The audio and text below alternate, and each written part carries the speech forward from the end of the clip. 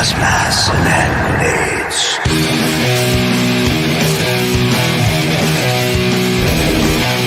Gas masks and hand grenades.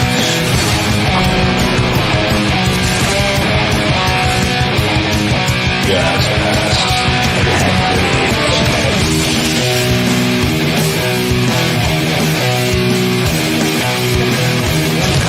grenades. Gas masks and hand grenades.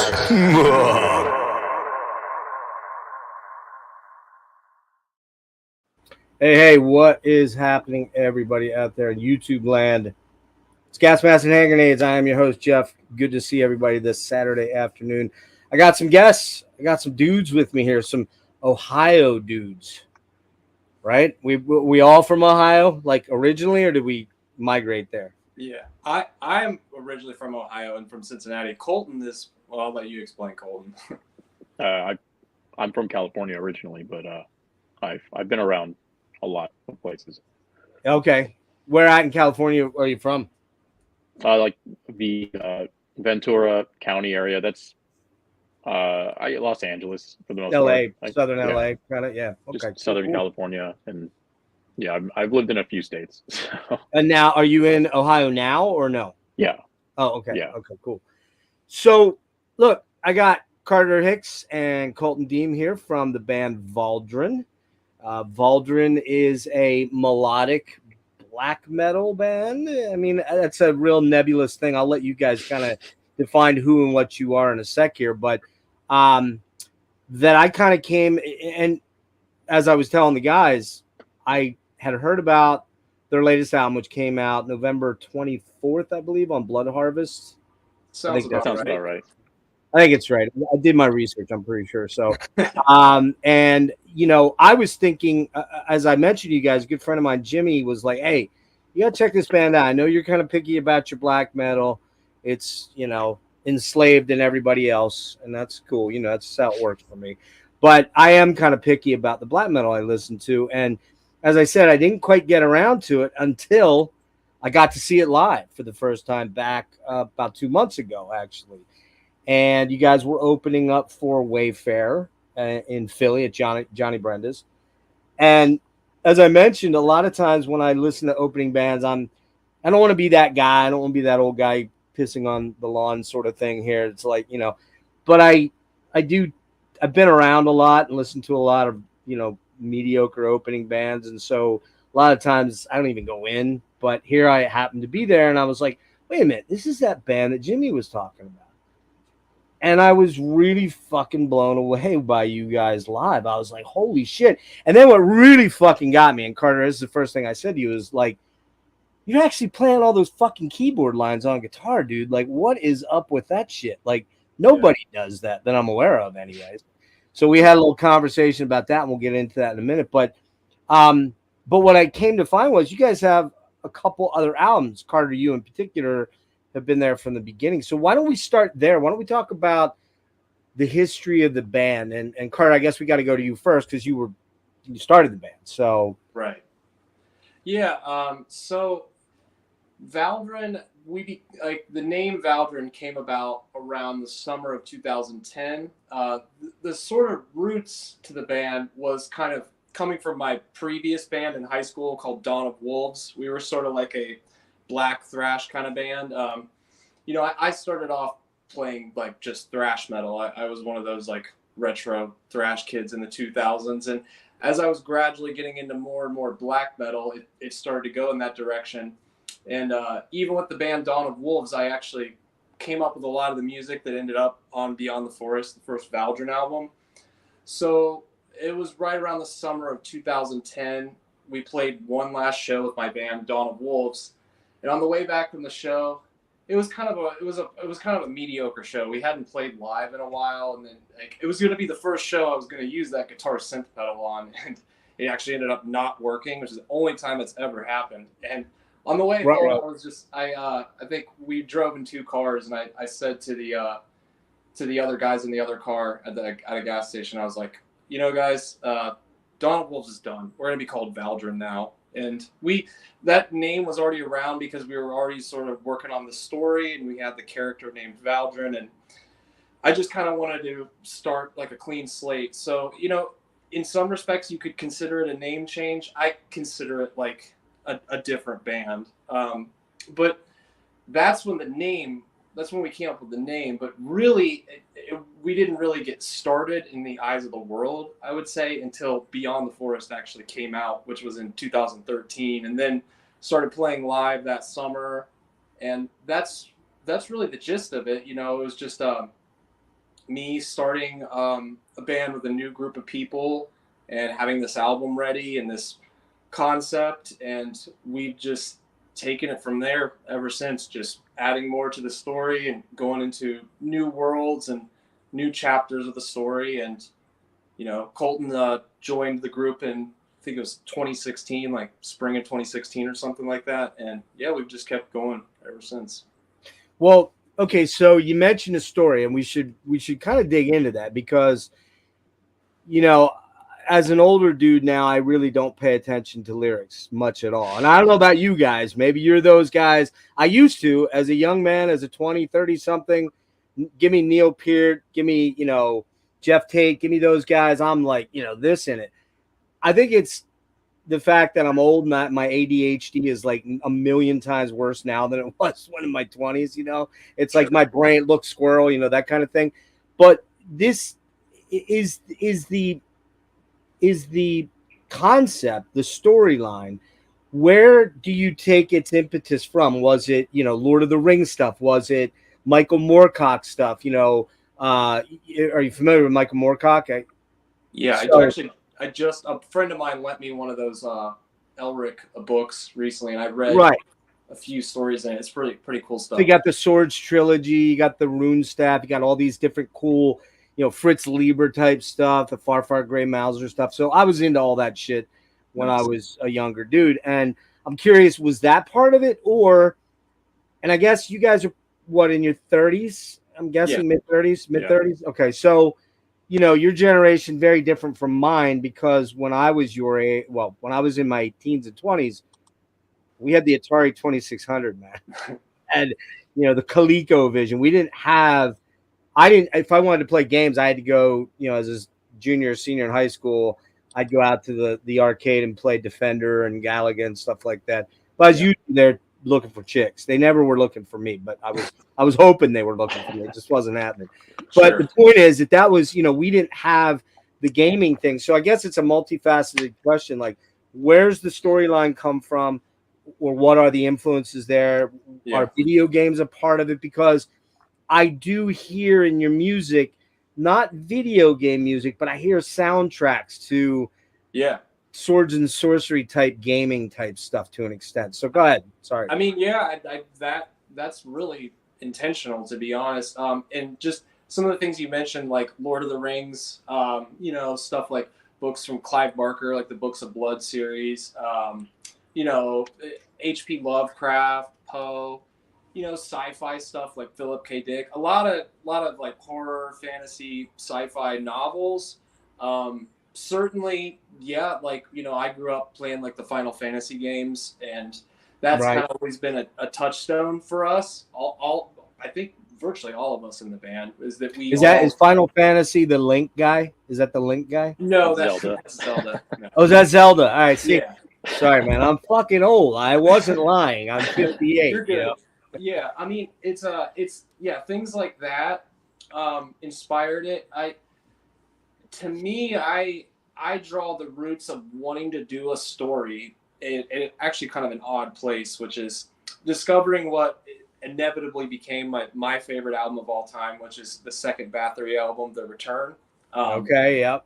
When I discovered that album, I was still kind of like a thrash kid, and I heard that album, and it felt like it was coming from like another world, like this dark, charred black underworld. And when I listened to the album, it was just painting all these visuals in my head. And I know it's obviously not a concept album, but my imagination hearing it as a teenager is I was like, wow, this is a metal album that takes me to another world in the way like a Pink Floyd album would. And I just I think the idea came there that I was like, I want to make an album in an underworld like this. And it just, everything feels like it's coming from that place. And I think that was a huge thing for creating the the Orcus underworld that our first album Beyond the Forest takes place in.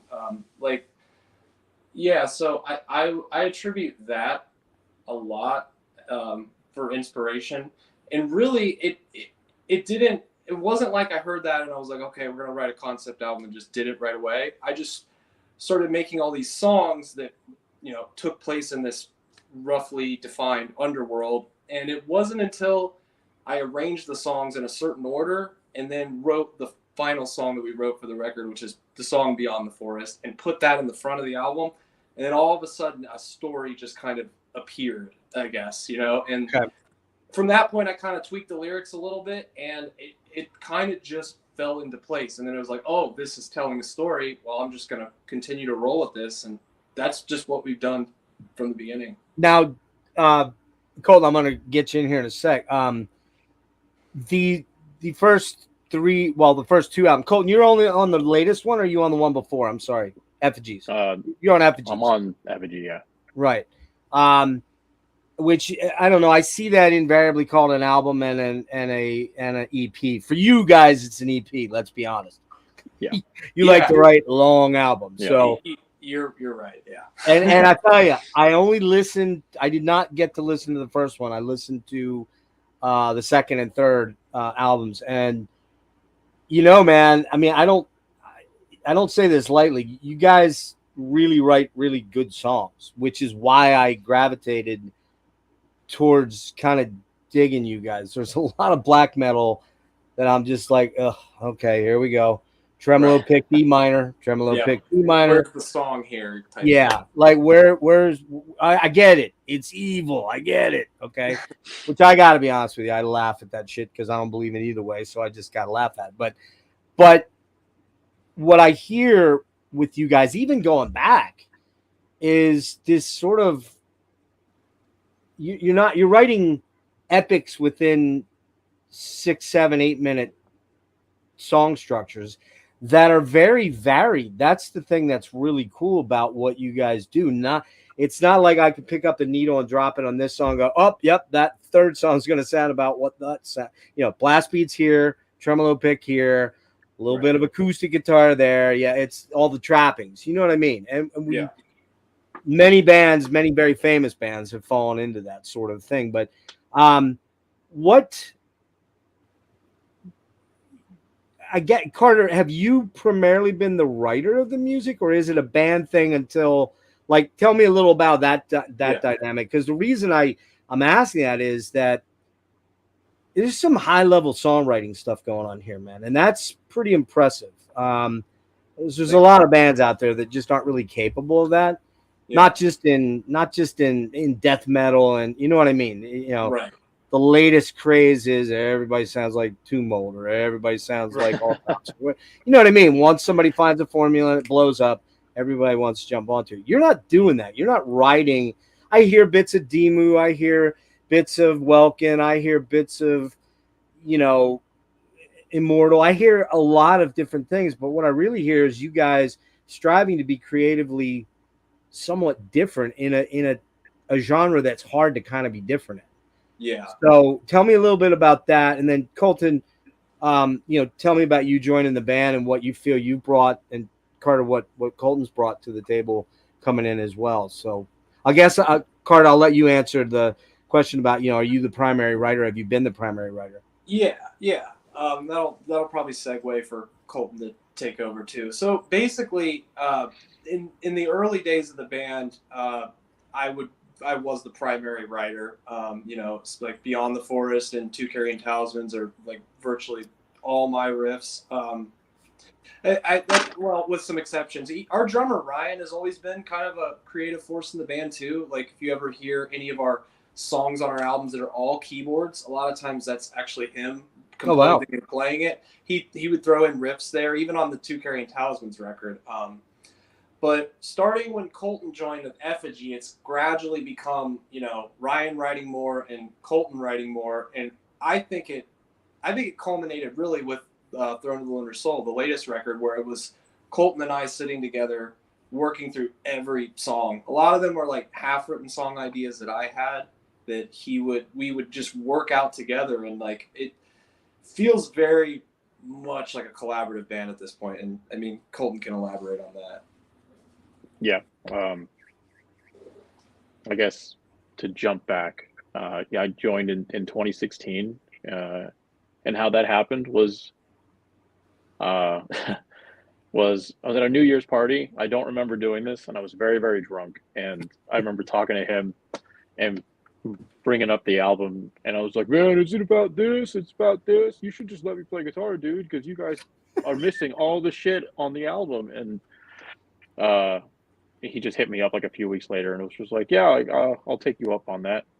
And I was like, "Oh." Now you knew who he was, though, Carter? Yeah. We some random drunk dude guitarist with cool hair that you're like, yeah, that guy, sure, no, right? I guess we wanted 2014. I feel like we probably first met because didn't Gamora play with us at Tap Out or something like that? Yeah, I don't. Yeah, Gamora was like an early thrash band that I was in. Okay. And yeah, I don't. Yeah, it was 2013, maybe late 2013, 2014. I might have. We knew each other because we played in the scene together. But, right. I don't think we started hanging out till, I don't even remember. It's been so long, but yeah, it was like a couple years after that I expressed, I guess, just like let me in the band, because you play live and there's stuff that's on the album that is not live. And right, because we were like a power trio for a while. It was just me on guitar, James on bass, Brian on drums. So there was tons of stuff that. Were you running like backing tracks off of a laptop or anything? No. Okay, you were just going straight in, raw dogging it. Okay. Yeah. Wow. Nice. And I could see that would be, I think one of the words I would use to describe Valdrin's music is harmonically dense. There's a lot going on. And if you're a musician, you see a couple guitars laying around here. I listen for that kind of stuff. It elevates the music beyond just your kind of, your early Mayhem or something like that. And don't get me wrong, I'm shitting on them, but that's just one of the bands I just never. I got to see him at Maryland Death Fest, and I was pretty in all of them. But does that mean I'm going to run out and grab all their albums? Probably not. No. But I mean, you get what I'm saying. I mean, it's kind of like there's a lot happening, and I think that was the one thing that really stood out to me at the show was, I was kind of kicking back and taking it all in and going, okay, that's backing tracks. And then I'm watching your hand, and as a guitar player, if something's real or not when you're watching somebody play. And I'm like, fuck, man, that dude is actually playing most of the keyboard stuff, like individual arpeggiated lines on a guitar. Okay, what the fuck? Like, I gotta ask him about that, because that was a little new to me. Yeah. Not that I know about Pat Metheny using synclavier and MIDI and all that stuff. Jazz guys, but not when you're doing complex sort of. Orchestral runs on a keyboard on a guitar. I'm like, how the fuck is he doing that? Right. So I guess my question to you is, like, Carter, how long have you been playing, both of you guys? I've been playing guitar since I was 11 years old. I think that's when I got my first guitar. Like I didn't start playing, metal at 11. I was more like, just like punk, or what I thought was punk, like. Sure. Yeah, so that's how long I've been playing. If you want me to answer about like the guitar synth, like what that is. Okay, but then how did you get into, like, were you actually, was synth something you took up in the early 2010s and, just doing chordal patches initially, or, and like, what's the story there? Because again, you have this, I don't know if you're Rick Wakeman. I kind of doubt it. Not many people are, but I don't know.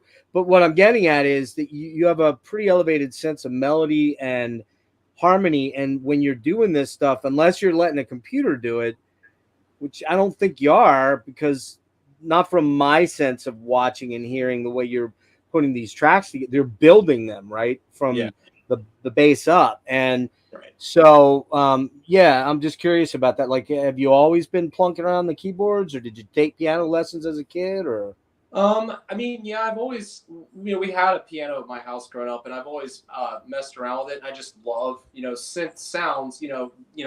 Going back to our love of soundtracks, whether it's movies or video games, I always just love synth sounds as much as I love guitar. And kind of when I was starting to write the early Beyond the Forest stuff, I think I was using like the program Fruity Loops to like do the drum machines and stuff. Right. Yep.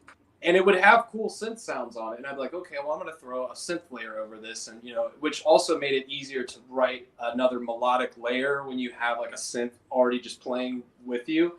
Right.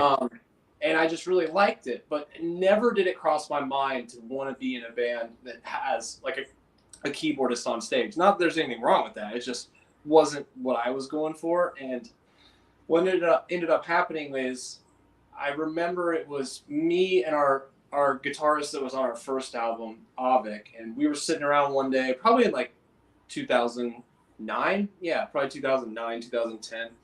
We were sitting around just watching videos of guitar players, and to this day, I don't remember if we stumbled upon it or if Avik knew about it and showed me a video, but he showed me a video of this Swedish guitar player whose name escapes me right now, and he was using the Roland GR20 guitar synth pedal, and from the second I saw it, it was instant light bulb. Like, oh, I'm getting this. This is 100% like the greatest thing I've ever seen.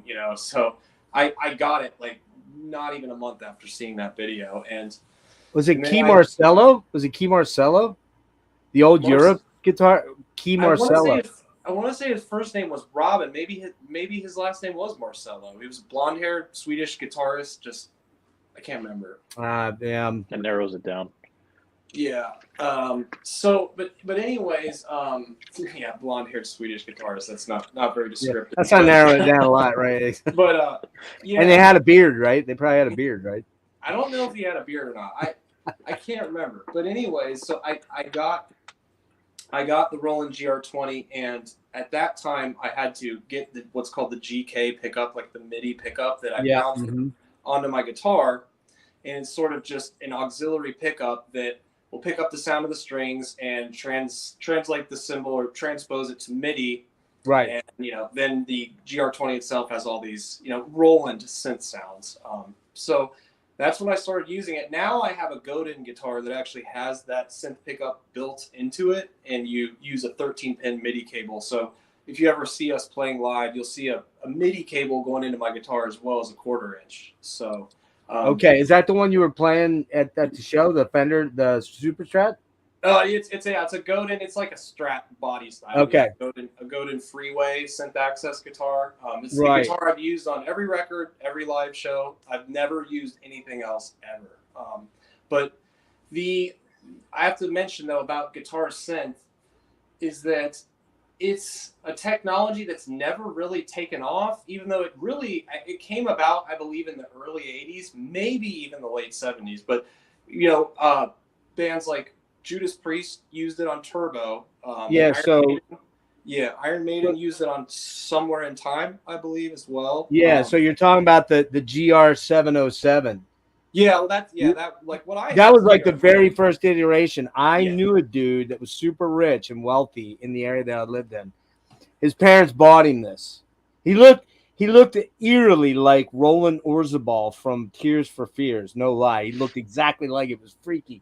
But he bought one of these and brought it to a party we were having one night with the module. So it's like a fucking suitcase, and this thing is huge. It has that cool ass bar that runs across it. It didn't work very well at the time. This is like 84, I think, 83 or 84.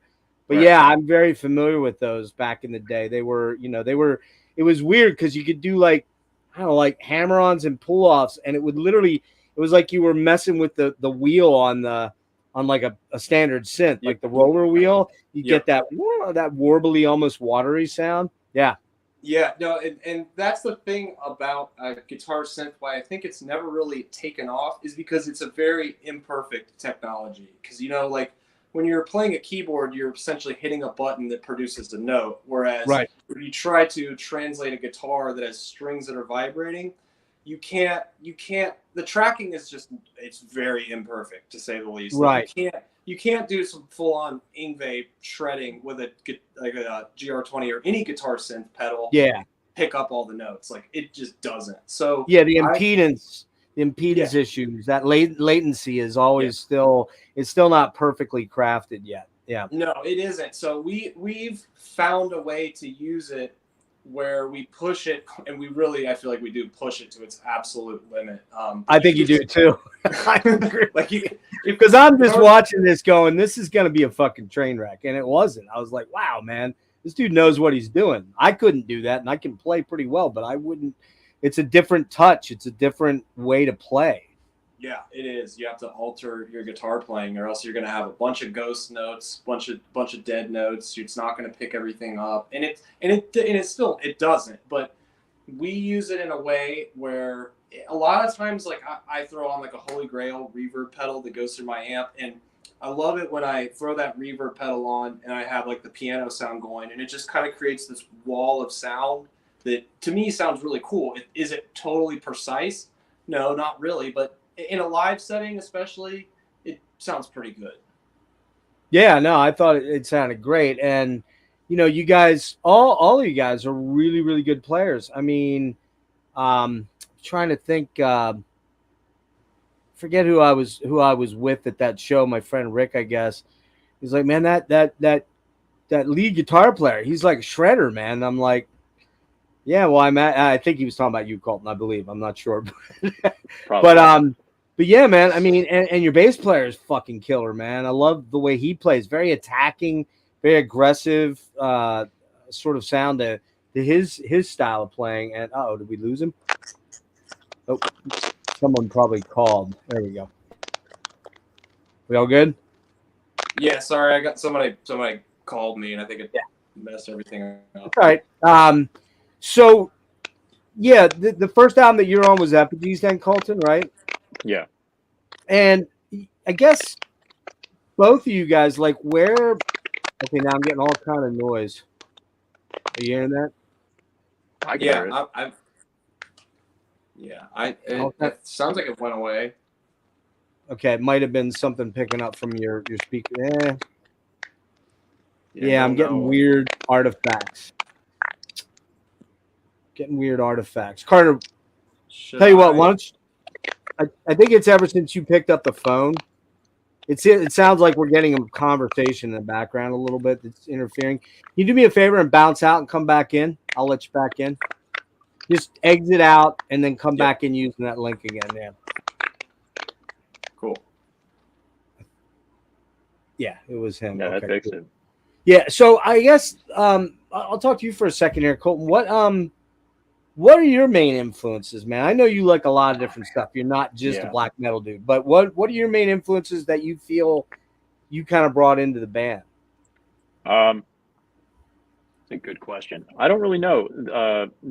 I like a lot, like a lot of my favorite bands are kind of progressive and dynamic in their songwriting. Like I like a lot of 70s prog, and Opeth is one of my favorite bands, and not that I guess that wasn't already kind of an aspect, because Carter was writing long ass songs and stuff before I joined, but that is like kind of my point when writing a song is I like dynamics, and I like when songs have constant ups and downs and builds and just hella layers and it's just super dynamic and emotional to listen to.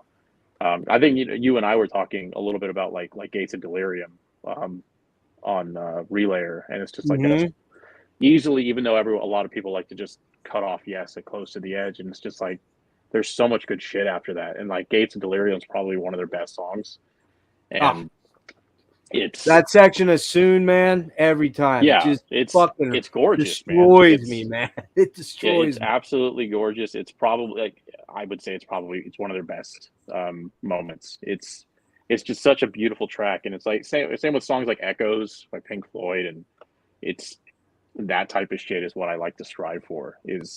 I'm not that we do, but that's what I shoot for, is something that dynamic and that insane, and that's what I always try to do, which is kind of a detriment, because then our songs are fucking 8 minutes long all the time and plus. But Yeah, but the funny thing about that, you bring up Yes. I mean, there was a time when, Roundabout and maybe what's the short one on there? Long Distance Runaround or no? yeah, the fuck, I can't remember the name of it. Long Distance Runaround or Short Distance Runaround, whatever. Anyway, that particular song is only like 3 minutes, but yeah, there were fucking Foxtrot is full of 12, 14-minute songs.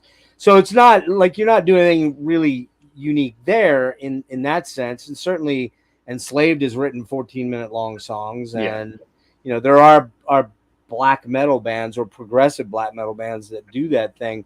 And, there's no question that you guys are doing it at a very high caliber. You brought up, Yes, again, there's a lot of stuff after those core classic albums. I think Drama which came out in 1980. A banger, dude. Fucking love that yeah, album. I was it's listening like to my that third favorite yesterday. album. Yeah, I guess like a lot of the songs on there aren't super long. They're still like 6-ish minutes, but like they're great. Well, you got Machine Messiah on there. That's like their one heavy metal track that's mixed in with all the Steve Howe never ever caved much and did the distorted guitar thing. Yeah. But that was the one song where he's like, yeah, I want some balls on that opening chromatic riff there. Yeah. I mean, I even like 90125.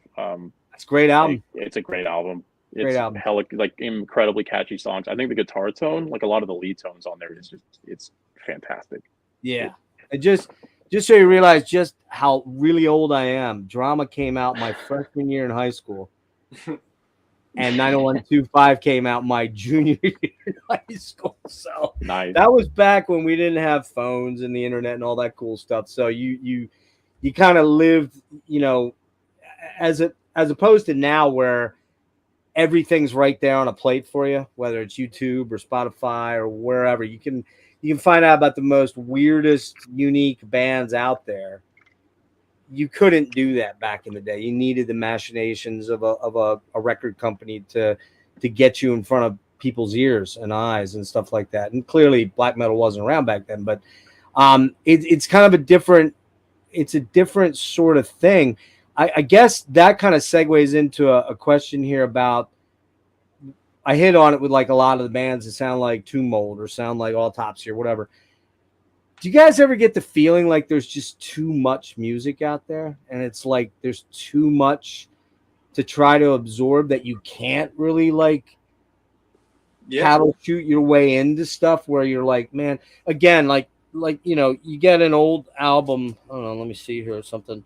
You get an album like you guys know Sin Mara? Yeah. New Zealand. Aphotic Womb. Yeah, saw these guys at MDF. Was blown away by them, and I decided to buy their stuff on vinyl so that I could sort of have that experience of sitting down and focusing, which I never seem to be able to do as much as I'd like. It's always, well, give me CDs because I want to throw them in the car and drive, where you're not fully engaged all the time. Do you guys ever feel that way about music as far as the stuff that you enjoy? Yeah.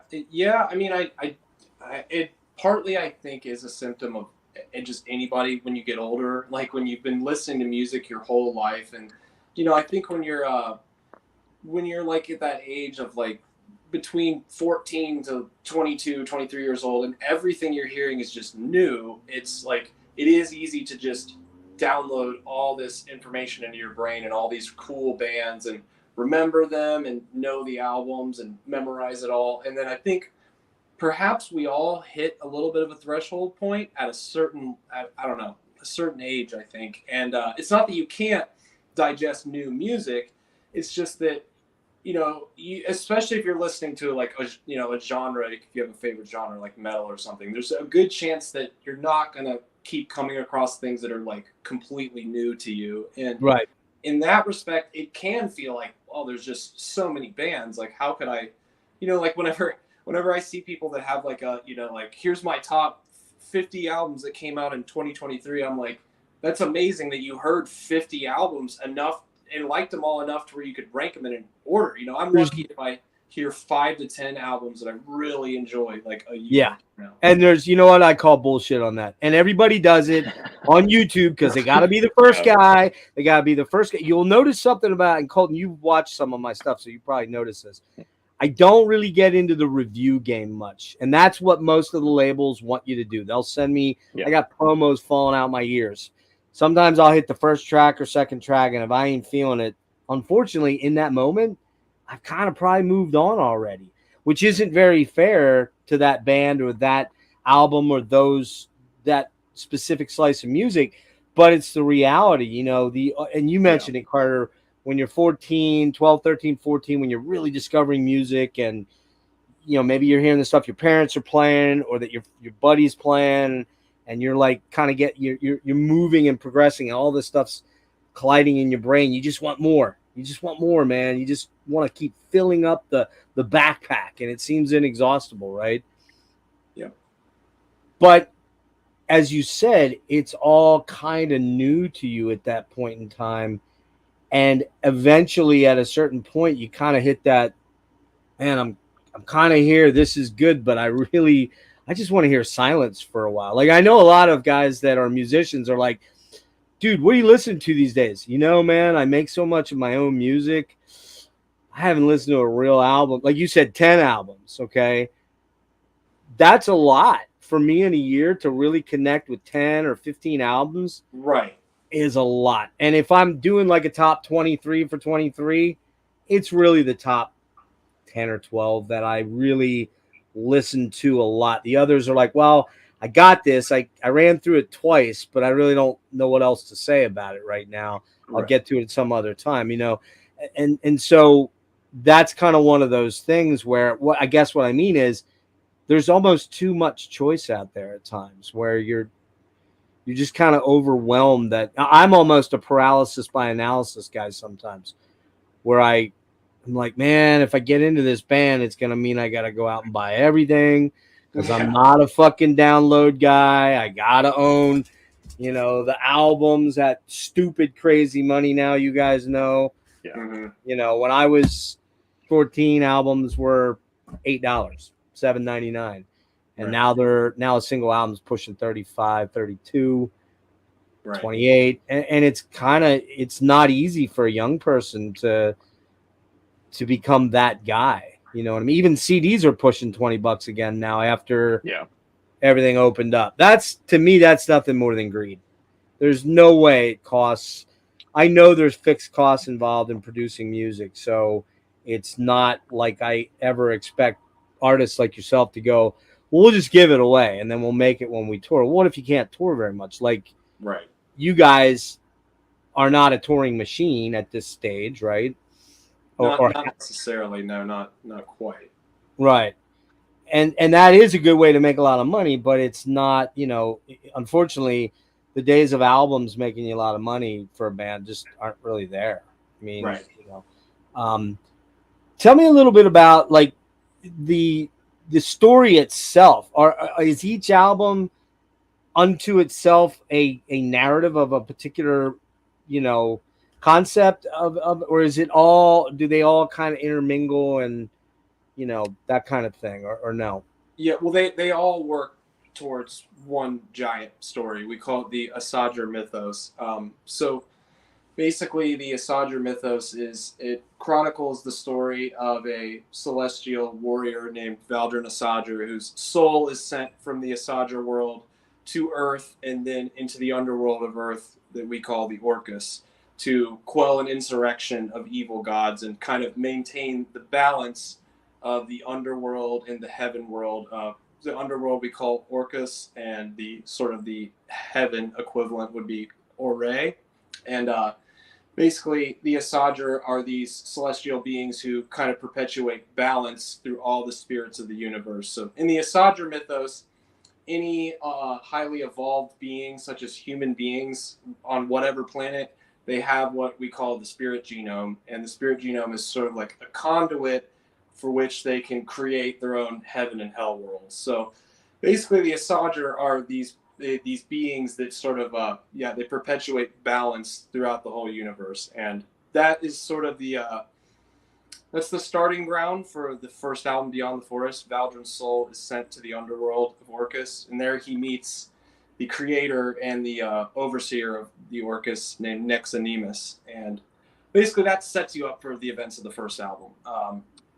The second album, Two Carrion Talismans, is a prequel to the events of the first album, and that kind of tells the story of Nexanimus and his creation of the Orcus underworld and the inception of this unholy conspiracy he has to fool this Asager god when the Asager being will arrive at the end of times. So basically, that's kind of that's what the second album is about. The third album, Effigy of Nightmares, is more or less a side story that kind of describes Nexanimus's ultimate spell that he puts upon like the dissident gods of the Orcus. It's called he takes him to this place within the underworld, like a mental place called Hospitium Mortis. It's like a nightmare hospital where he spiritually lobotomizes these dissident gods. So Wow. That Effigy is kind of a short horror story in and of itself. It's not necessarily an essential part of the mythos. It's just like a tangential side story. And Throne of the Lunar Soul is a continuation after the events of Beyond the Forest, and continues with Valdrin's story after he leaves the Orcus underworld and the planet Earth in ruins, having failed his mission to perpetuate balance in the underworld, and he returns to his homeland. And that's what Throne of the Lunar Soul is about, him returning to the Asager world and being oddly treated as a hero, even though he failed in his mission. And without, I guess, ruining the story, I would just say if you read the lyrics, you realize that basically all is not really well in the Asager homeland. There's a dark force, a dark energy building up in his Asager homeland, and there's just another conflict and great strife that he's faced with upon returning home. So, that's the gist of where we are now. I understand for some people, I think it's gotten better, especially with Throne, where some of our fans are really able to follow what's going on. I think initially, when we put out Beyond the Forest and then we put out an album that is a prequel to that, we really put out two albums, Two Carrion Talismans and Effigy, that are solely about the villain. So we took this kind of left turn, which we didn't really plan to do. Throne of the Lunar Soul was really supposed to be our second record. Okay. So we never really planned on making all these albums about the villain character, but his character was just so compelling that we kind of had to tell his backstory. And at this point, I almost see it like there's almost two bands going on inside this band, where we have our albums that are about Nex, and we have our albums that are about the main story with Valdrin. So okay, that's the gist of it. Yeah. Are you all writing those stories conjunctively, or Carter, is that your baby where you're kind of creating the narrative and Yeah, it's mostly me, but the other guys in the band, especially Colton, me and Colton can just randomly get on the phone one night and just talk about the story, and Colton will be like, well, why don't we explore this? Or I have this question about what's going on. Like, how can we answer this? And it'll spark ideas for me. Ultimately I do write the lyrics, but it's weird because we sort of have always a plan of like, okay, the next album's going to be about this aspect of the story. We always kind of have a framework, but then it takes us on a journey. And,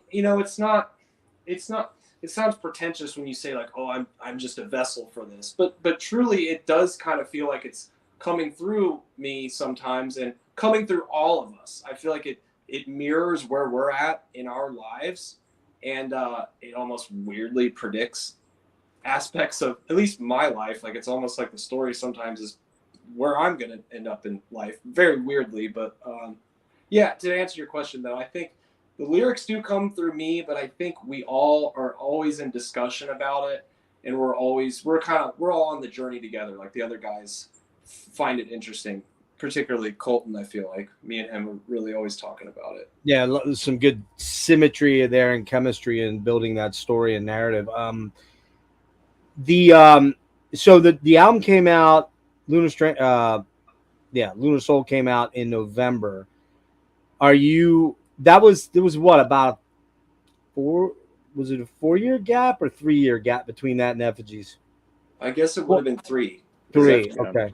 Yeah, Effigy was 2020. So. Now, do you primarily demo this stuff at home and send each other files, or how's that working on that before you go into a proper studio to do stuff? Yeah, we always demo the hell out of all of our songs. Colton will do recordings at his place. I'll do them at my place. With Throne, it was pretty much Colton coming over every week and us just like looking at all these half-written songs we had and like us just drilling it, just working at it over and over again until we would complete these songs. Because I have to give it to him. It was partly him that would bring up all these old half-written songs I had and be like, we got to finish this one. Like Golden Walls comes to mind. That song, Colton, I remember you were just like, I had the first half of that written for like, I wrote it in like 2012 or something wild like that. And you were like, we got to make this into a song. And it was really because of him that we ended up making it really into a song. And that's kind of indicative of most of the songs on the album, as far as I recall. Like we worked through every single song together, basically. Oh, nice. That probably is nice for you a little bit to have that kind of ability to bounce some of where you may think, oh man, I'm disappearing up my own ass here. You got somebody to go, dude, that's like, bro, let's not do that.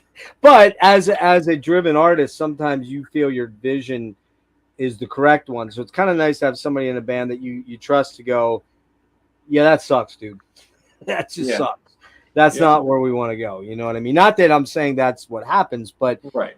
It's nice to have that dynamic where you're, especially if it ultimately the goal of it is to create the best vision of what you want that song or that thing to be about, right? Yeah, totally. I think we finish each other's sentences musically. I like a lot, especially at this point in the band. That's just kind of the way we do it now. Like we work out. I still think that a lot of times, like creative people, you kind of have to sometimes be by yourself and just follow that sort of stream of consciousness of like a song. Mm-hmm. But as soon as I get anywhere on something, I'm sending it to him, and he does the same usually for me too. And we just work over every little detail. And at this point, I love it. It helps me out a lot. I think it just makes the band better.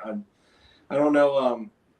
I don't know what you would have to add, Colton, about that, but that's it from my perspective. Especially with Throne, that was really the case. Colton, how do you take that? I mean, what do you have to add to what Carter just said there? I don't really know. I mean, he pretty much nailed it right on the head with the process and everything for Throne. Definitely, the album is pretty much like a lot of older half-written songs that I would just pester him into finishing. There was a few songs actually, like I know like Vagrant in the Chamber of Night was a song that for years it was like, this is never going to be finished and it's never going to be on an album, and this part sucks and this part's terrible. And I don't remember, I think I just convinced him like maybe several months before, and I was like, I think this song just needs to be on the album. It's really good. And it was just.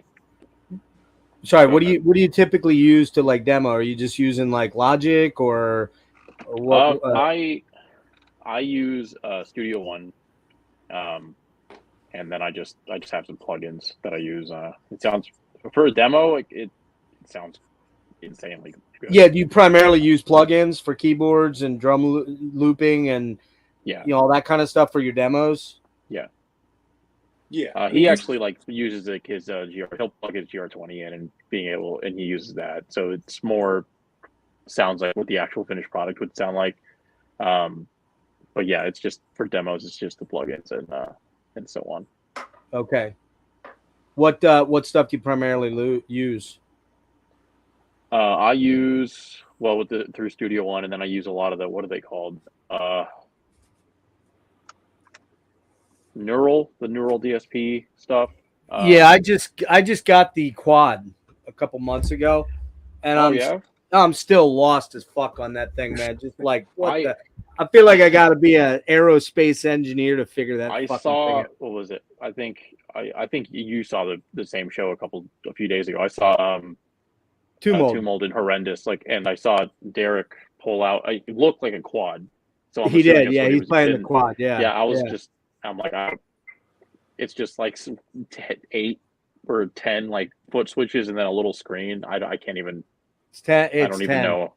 Yeah, or actually it's 11, but and then there's. It sounded fantastic though. It's unbelievable. Yeah, I've thought about getting it just to use the effects on it because it'd be easier than hauling around a pedal board with 10 different things on it. But I also don't know if I would be able to figure it out.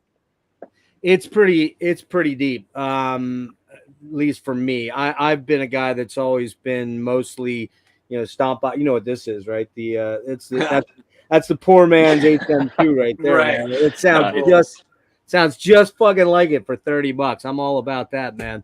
But I've had I went through phases where I had all, like fucking, I don't know how many foot pedals, like way too many. And then I went through a phase where I went rack, and then I went mostly back to pedals. And now I'm kind of doing this but I'm not as good with like you guys are young. So you've come up in the computer age, so you kind of, and I say this because my kids are basically my oldest kid's 30, will be 30 this year. And, is it an IT tech for a major college? And it's like, I can't even generally figure out shit on my iPhone sometimes, So it's like you guys have a big advantage over us old dudes that kind of came into that technology 20 years later. But it is amazing what it can do. I mean, yeah. I will say though, man, and I love Derek. Derek and I are good buddies, man. I love that guy. He's awesome.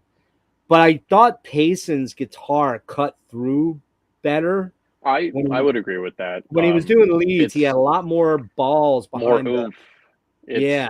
I don't think as good as a lot like whatever the quad cortex is or the like the Kemper profiling stuff. Like as good as a lot of that stuff is, there is always like an aspect of something that is missing that you can kind of only get from an amp through a cab. I'm sure eventually, because there's so much stuff in the last like 6 years even. It sounds great, but there's just something missing. Like there is some weird. Yeah, I don't know if I think the way Derek's running that is he's using it as a preamp into a cab. I don't know whether I asked him and I totally forget because I had a couple beers, so I forget. But I can't remember whether he went through he didn't actually have a head though. That was the weird thing. No, he didn't. He must have been going right into the speaker cabinet as a preamp into the PA then, right? I'm assuming so. I mean, it sounded good. It sounded great, but yeah, like if we're gonna nitpick and compare it, especially to the PV and the pedal board, the pedal board sounded more ballsy. Yeah, and I think too, I don't know what your perspective on Horrendous was, but I fucking love those dudes. I like savage live. I saw them like 10 years ago, and I had never really kept up on them. I remembered what they sounded like, and then when I saw them again, I was like, oh, they don't sound the same at all. But they're a lot more proggier. You'll love the new album. I love that shit though, and I bought the new album. I spun it a couple times yesterday. And I really enjoy it. Same with the last Tumult album, like all the cynic isms and the jazzy stuff. I'm like, I like this stuff. For sure. What so the way I met you guys obviously was in Philly at the opening for Wayfarer. How'd that come about? You guys know Isaac, I assume, or was that or Shane or whatever? No. It was Shannon, their manager, got a hold of me and called us because she heard Throne of the Lunar Soul. I think it was through my friend Frank, who plays in Devil Master and played in the band Frank, Spider. Yeah. I think it was Frank that showed Shannon our music, and she heard Throne and she really liked it, so she got my number and asked us if we wanted to do it, and we were like, hell yeah. And how many days did you guys do? We just did 8 days. Like we basically just did just a little over a week, and we mostly just went up the East Coast. We started in Asheville, North Carolina, and we went all the way up the East Coast into Canada and Quebec, and then Toronto down to Youngstown, and then drove home. So Is that the most extensive tour you've done so far? so far, yeah, yeah, and we really liked it. You know, we all have like good jobs and whatnot, but Yeah, I was going to ask, are you guys all in a place that you could take off and do a tour, like an extensive 6-8 week tour? Or would that be a difficulty for you personally? I don't know, but all I can tell you is that we really loved it, and it's what we love to do more than anything. Like anybody who plays music, you know, especially this kind of music, you know, you have to have a job. You don't really, you know, make a living playing Yeah. you know, medieval sounding black metal. A little bit of income might help. Yeah, that's not Yeah. exactly. Yeah. But you know, if you ask anybody, like, what would they rather do with their lives? They're like, you know, if you really love music, and if you do love touring, which we found that we do really like it. So, you know, we're not closing the door on doing more of that and longer runs. You know, like it seems that it's kind of inevitable to keep going down that path. So that's my answer. You know, we have solid jobs and lives and whatnot, but Sure. this is definitely what I want to do. Well, to kind of draw a comparison, horrendous. You know, Matt is a school teacher in Philly. He only can tour around Christmas and the summer. He just can't. And why would he leave an $80,000+ job? I don't know what he's making, but Sure. I know what teachers make around here. So I know if he's working in Philly, he's making considerably more money because of the cost of living and everything. Why would he do that to, no offense, live in a van, you know, 9 months a year where you're getting home with a couple $100 in your wallet? That's a tough deal. You have to do it because you love it. You have to do it because the music moves you, and it moves a certain element of people out there that connect to what you're doing. And it's, you know, that's the thing. I think if you'd ever talk to guys like you brought up Opeth, Colton, and I mean, I remember sitting with Michael Ockerfeld at the Trocadero in Philadelphia, back in the green room for Deliverance. So that's album what? Five, six or six? Six, maybe, yeah. And I mean, they're on, you know, at that point they're on Music for Nations or Koch or whatever, and they're, you know, they're getting a lot of publicity around the world and everything like that. But they weren't living large, man. I remember Mike talking about how, you know, when he gets back home, and he is a full-time musician, but you know, he was kind of like, yeah, it's, you know, it's here a lot of the time. So if you have good careers, I wouldn't necessarily throw that away to be a black metal artist, like full on, like living the thing, you know what I mean? But what are some of the artists that you guys, I'll wrap up here shortly. What are some of your favorite artists, Carter, that you were getting into as a young guy? And I believe James and Ryan, right? It's Ryan? Yeah. Your drummer? Okay. Yeah. Those guys have been there more or less from the start? Yeah, more or less. Ryan didn't play on the first album. Like, the drums on the first album are programmed. They actually, you know, they sound pretty good for being programmed. But Ryan was even in the mix in those early days too. He just didn't end up playing on the first record. But yeah, basically James and Ryan have Were these guys in high school that you knew, or local dudes, or how did you hook up with them? We did all go to high school together, but we kind of ran in different circles. I kind of ran in the circle of, like, with my thrash band, like, you know, me and my bandmates and a few other guys that were really into like thrash and like underground stuff. And then, you know, we hung out with like the crust punk kids at our school too. So James and Ryan were like just kind of in a different style of metal, I guess you could say. They were better players than the guys I was in bands with previously. So we kind of knew each other in high school. They probably just thought that me and my friends were a bunch of freaks, but like. Oh, we lost him. Oh man, I hope he comes back. The sound isn't messed up, but And it is. Yeah. Yeah. Yeah. Yeah. I don't know if I put my phone on airplane mode, if that'll. You make probably it didn't, but unfortunately we got that noise back the minute you did that. So maybe pop out and pop back in. We'll wrap up in the next 15 minutes. Is that cool? Yeah.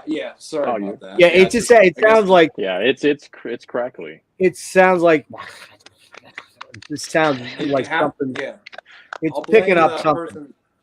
I'll blame the person that keeps trying to call me. When All you right, I'll be go right out, back. before you come back in, just put it on do not disturb mode. Cool. We'll wrap it up because I'll let Colton go first. Colton, what kind of bands were you listening to as a young guy that got you moving in the direction now? I mean, obviously you're wearing a Queensryche shirt. You probably like Queensryche, of course. Yeah. What were the bands that really kind of spoke to you then and still speak to you now? I was a late bloomer to a lot of the heavier stuff.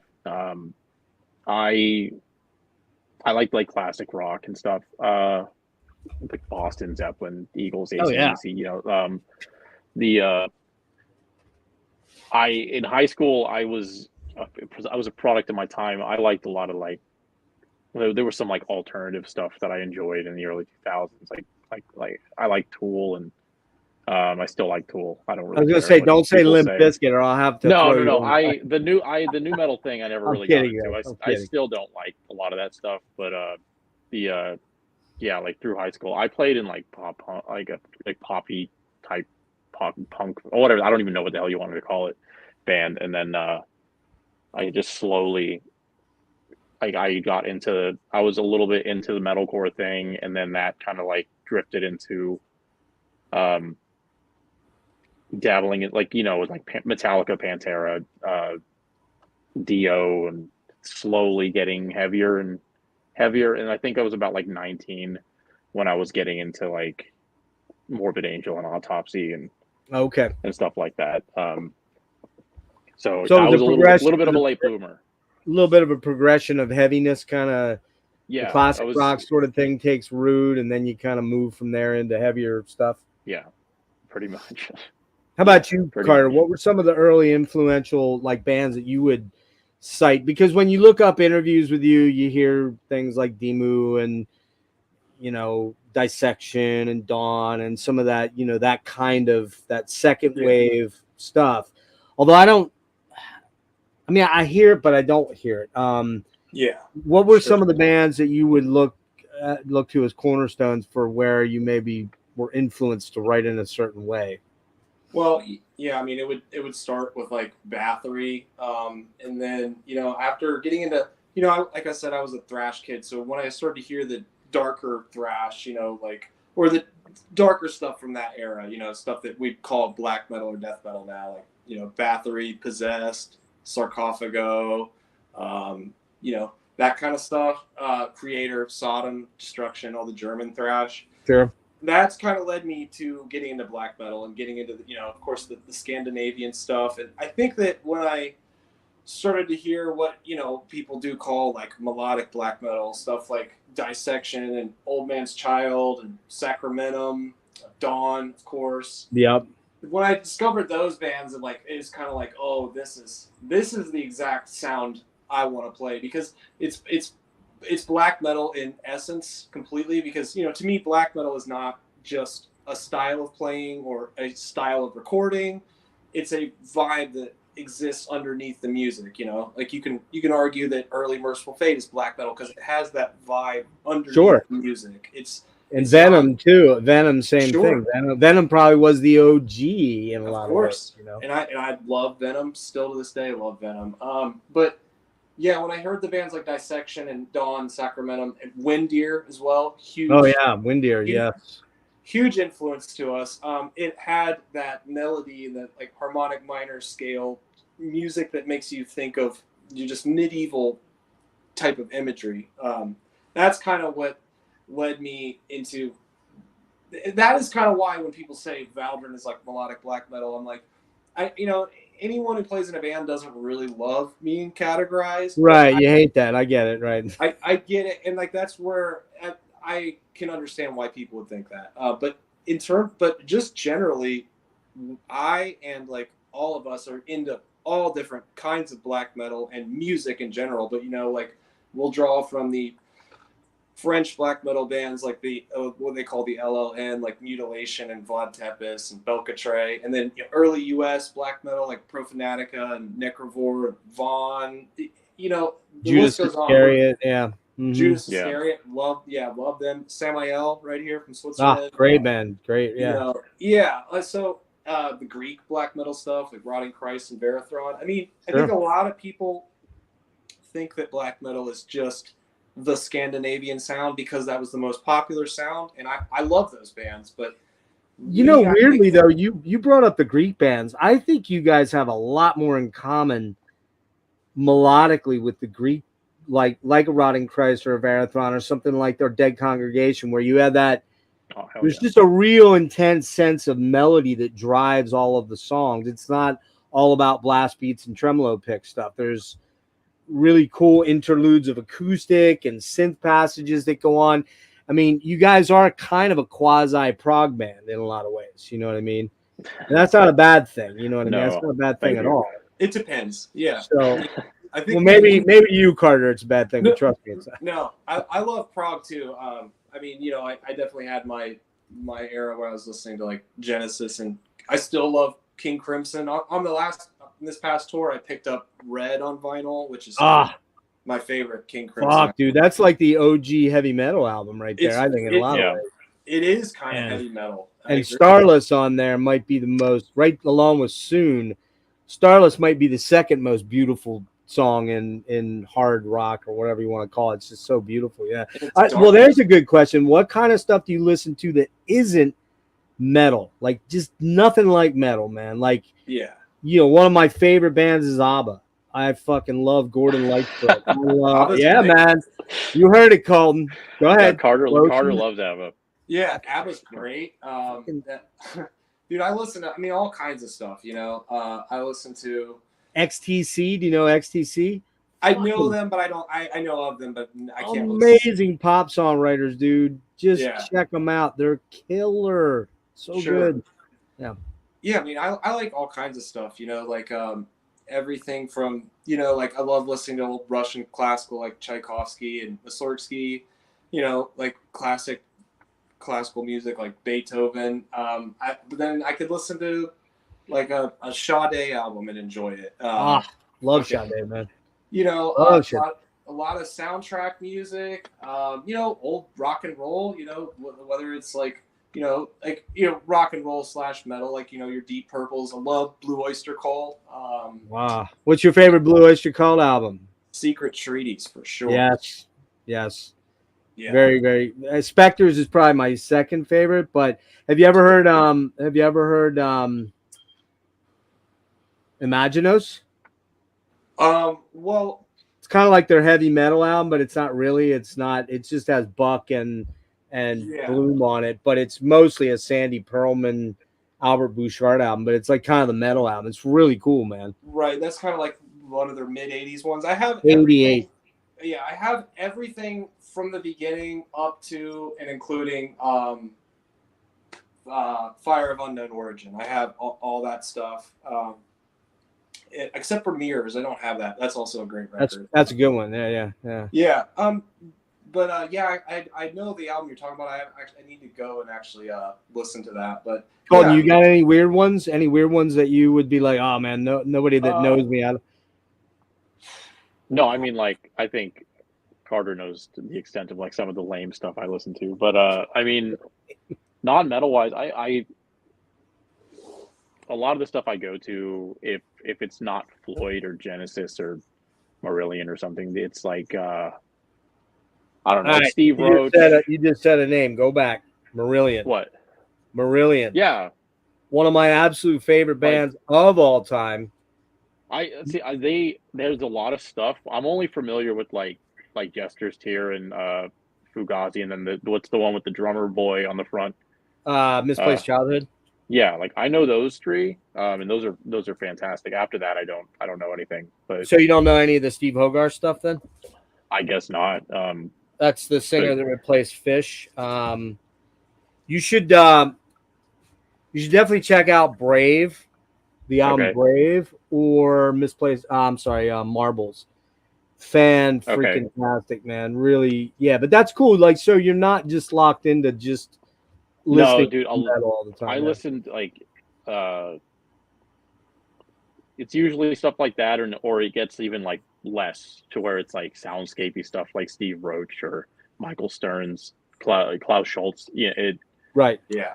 that's like this, just to chill out or whatever. And it's usually stuff like that, or like there's a lot of like video game soundtracks that I like Warcraft 2 or Heroes of Might and Magic type We stuff all that I'll put on. Or like the Zelda Um, stuff, right? That's the yeah. Ocarina stuff or whatever. Yeah, Ocarina. that soundtrack's fantastic, dude. Yeah. It's My we kid- jam that shit a lot, especially on the road. Yeah. My kid loves all the fucking. What is it again? Which Final Fantasy? No, who is it? Yeah. Well, I mean, yeah, just Final Fantasy and Zelda. Zelda, right? Yeah.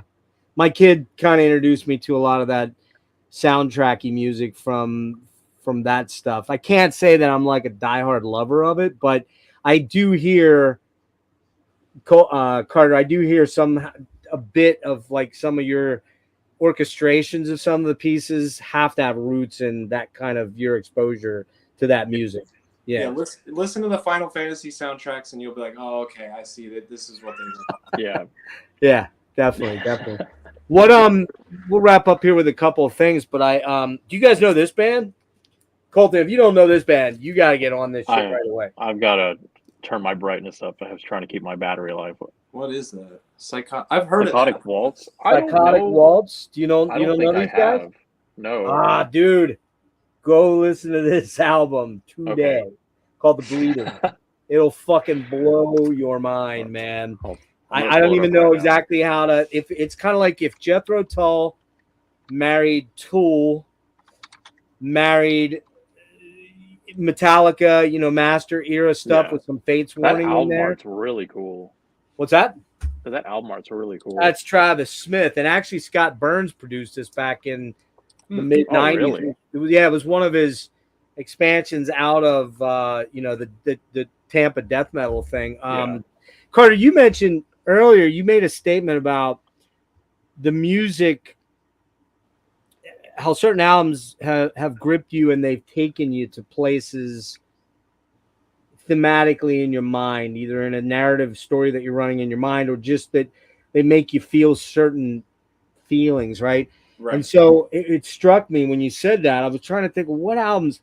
One of the very first albums that did that to me and kind of blew my mind. It's on my wall back here, but I'm not going to move I don't think I can. Well, that's one of them right there. Crimson Glory looks like. Is that what that is? Yeah, Transcendence. That album, flat out one of the best albums ever recorded. I can't. I got too much laundry in the corner there. I forgot to get my laundry out of the room, so it's gonna look like a slob. But an album that did that to me and still does that to me is "Awaken the Guardian" by Fates Warning. That's a great album. Yeah, that album just has such a feel, man. You feel like you're being dropped into this netherworld, this different world that's loose from the artwork. Yeah, it sounds like the album cover. It sounds like the album cover. And that's kind of what your album, the latest album, does for me. It takes me to that transformative place of, I don't know, pageantry and death and destruction and damsels and maybe a little bit of Holy Grail in there for good measure. I mean, you got to have a little bit of Holy Grail in there. Yeah. Sure. But I mean, that kind of stuff. And what other albums can you guys think of that do that for you? I gotta mention, because I'm just going through some of my favorite non-metal bands. I mean, depending on the day you ask me, Pink Floyd could be my favorite band ever. And they are basically the kings of that kind of thing. Like another album that I'd put in my top 5 easily would be Pink Floyd's "Saucer Full of Secrets" album. Like that, when I was a teenager and discovering metal and discovering substances, I'll put it that way, like mind expanding things. Pink Floyd was like hearing an album like "Saucer Full of Secrets," especially the title track, where the song just starts off in just total, it's terrifying, like chaos, right. And it just really just like the visuals that you can think of in your mind's eye when you listen to that is just like it takes you to another world. So I have to mention Pink Floyd because of that. What else? I mean, it could be so many things. When I listen to the first couple albums by this black metal band Zaster, their first couple records. Oh, I know Zaster quite well. Yeah. Mm-hmm. Yeah. They just take you to like this haunted, dilapidated place of just isolation. It's almost like, you know, like you're like a ghost haunting a mansion. Just you know, like, so like things like that. You know, like I'm very visual when it comes to music I listen to. You know, I really like. It'll just make me think of just some weird particular thing in my mind, and like I'll just love it because of that, you know. So how about you, Colton? Do you have any like standouts that you know right away you can put your finger on and go, this album does this to me? I'm trying to think. I mean, it's hard to not just fall back on the Pink Floyd thing, because like Welcome to the Machine, for example, like when that like, I don't know if it's a Moog or what it is, but that synthesizer like build like hits, it's just like transcending. Boom, like, that droning sort of thing. Yeah, it's just, so there's that. Edge of Sanity's like Crimson is probably in there. Or this one right here. Nice. This one here is a fucking mind fuck of an album, man. Yeah, I've got Dan coming on in a couple of weeks. And I just want to talk about this album. I don't want to talk about anything else. Yeah. Oh man, you don't want Unorthodox is probably my favorite. That's the one, I think. I don't know, like that one. I don't know. It's difficult. I like a lot of them. They're all good. Yeah. I don't know. They're all good, but well, I guess there's the one that he's like not on or something. Isn't there? Like there's Cryptic or something. Yeah, well, forget about I'm not really sure. I know, you know, he's done so many weird things. Nightingale, which I'm not a huge fan of. I like the Moon Tower stuff; is really cool. Moon Tower is sick. The more proggy stuff. I mean, the Panthymonium is like its own universe of weird. That's just so out there that, you know, it doesn't. And I like that kind of stuff a lot. I mean, I really do get into weird music. I think Colton, when we were talking at the show, I think I mentioned something about Porcupine Tree and Steven Wilson, right? Weren't we talking about that, or am I just dreaming? Yeah. No. Like I love Steven Wilson and Porcupine Tree. I own a few of the LPs and stuff. That dude's a monster. Yeah, Steve I met him as a pretty young guy. He's only a year younger than me. We met back in 99, and we've always kept in touch for most of the time. There was about a 7-year period we kind of disconnected, but he's always been into chasing other types of music and exploring, which I think is very important in the creative process. If you just listen to one type of music, you can't be multifaceted. And so I guess a question here, we'll wrap shortly on this, is when you start to write, Carter and Colton, both of you, I assume, Colton, you're mainly writing on guitar, you know, riffing and putting down chord sequences and riff runs and things like that. Carter, what about you? Do you primarily think in terms of now writing with the keyboards in mind, primarily with Valdrin, or how's that work for you? Because it is a big part of the sound. And so if you just sit down and write out, you know, bash out a couple chords, you know, whatever, it's a lot more involved than that. Or do you actually start with a framework of guitar chords or piano chords and start to build the tracks around that? It all depends. I mean, a lot of times, like any, you know, I'm just a regular guitar player. Like I'll just pick up and just plug into my practice amp or whatever. But there's a lot of times where I just practice with the GR20 as well. And like I'll just sit there and, you know, go through the different sounds and, you know, play a chord progression that sounds really cool on a certain synth patch. But I mean, when I'm writing, I think a lot of vocally, actually. I think a lot about the vocals. I think a lot about like you know, just the overall song. Like I'm pretty good at coming up with a skeleton of a song, and especially since Colton's been in the band, you know, like I might have a skeleton of a full song or even a half song, and then he'll be the guy to add in like a lot of the harmonies and a lot of the just extra layers, and maybe even help me rearrange a riff that I even wrote. Okay, so he kind of bring. Okay, I guess he didn't. D&D it. There he is. Maybe, kind of. Is he there? Oh, there he is. Okay. The crackling is back. Yeah, the crackling is back. We'll wrap it up here in 10 minutes. So what you're saying is that Colton adds a lot of flavor to maybe the base stew that you got going on. Yeah, definitely. A lot of I think the really cool layering that's on our records, I think, has a lot to do with him. I mean, I know how to write layered stuff, but I think that, especially when you hear the stuff like on Throne, I think I'd have to give Colton a lot of credit for that. Nice. What's in the works? What's in the pipeline? Anything for the remainder of 24 as far as dates? Yeah, maybe into 25. Yeah, we're doing I think it's called Heavy Hell in Indianapolis in September. Okay, cool. I think who was playing that? Like Coven, I think's playing that. Like Brodequin, really eclectic but cool lineup. The dude from Pungent Stench doing all the old Pungent Stench stuff. And then we're doing a show in Pittsburgh in October. And then, we'll keep our calendars open for just some little dates here and there. But really, we're about to start recording another EP here soon. That's we're gonna do another next release. Let's say it's gonna be focused on basically what's going on with the story of Nex and Nemus running concurrently with the story of Throne of the Lunar Soul. So Throne of the Lunar Soul, you're seeing what happens to Valdrin after the events of Beyond the Forest. This EP, you'll be seeing what's going on with Nex, and it's gonna be really dark and really heavy and just crazy, almost psychedelic on certain parts. And for people who really loved Throne, we're always going to have that melodic side of our band. It's never going to go away. But the next album we're trying to go as fucked up and dark as we possibly can. Okay, that sounds interesting. You're already well underway in demoing material, or is it just a concept at this point? No, I mean, we pretty much, as of like a few weeks ago, we wrote what I think is the last song that we needed to write for it. Oh shit! Wow. Yeah, it's gonna be like 5 songs, I think. It's how long is it? Like I think it's like 27, 28 minutes so far.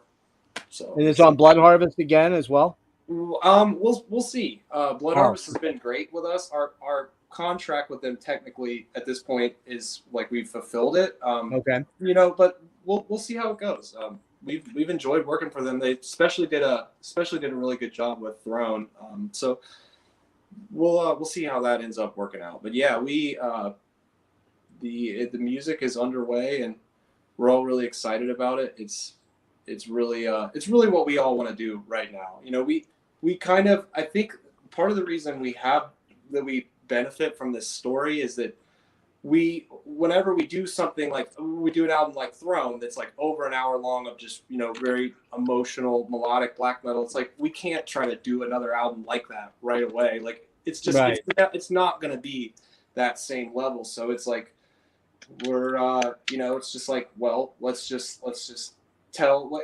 I think it was also Colton and Ryan in particular were really into this idea of like making something dark again. And I think it was even Colton was like, well, I want to know what's going on with Nex while the Throne of the Lunar Soul events are happening, because if you read the lyrics of Throne of the Lunar Soul, Nex makes an appearance. Let's put it that way, So it's kind of like answering that question of like, well, where does Nex end up after the events of Beyond the Forest? And I think it's going to be really cool story-wise to explore that. So it's going to have its purpose in the story. And it's just what we want to do right now. If you listen to our albums, you can tell that we do change with every album. And whether that's to our benefit or our detriment, I don't know. Like I understand that we're not a band that's going to give you the same thing every time, like a Deicide or a Cannibal Corpse. Yeah, I noticed that. No. And look, sometimes the formula works. And if you're not that adventurous as a band and you kind of are comfortable with where you're at and where your fans kind of want you to be, then, it is what it is. It's kind of funny. I often hear, and I fall into this same I fall into the same boat sometimes. I find myself going, well, I don't know, we'll just make up a band, whatever, whoever, right? And I'll listen to that band and I'll go, the new one, it's not heavy enough, or it's not dark enough, or it's not bleak enough, or whatever.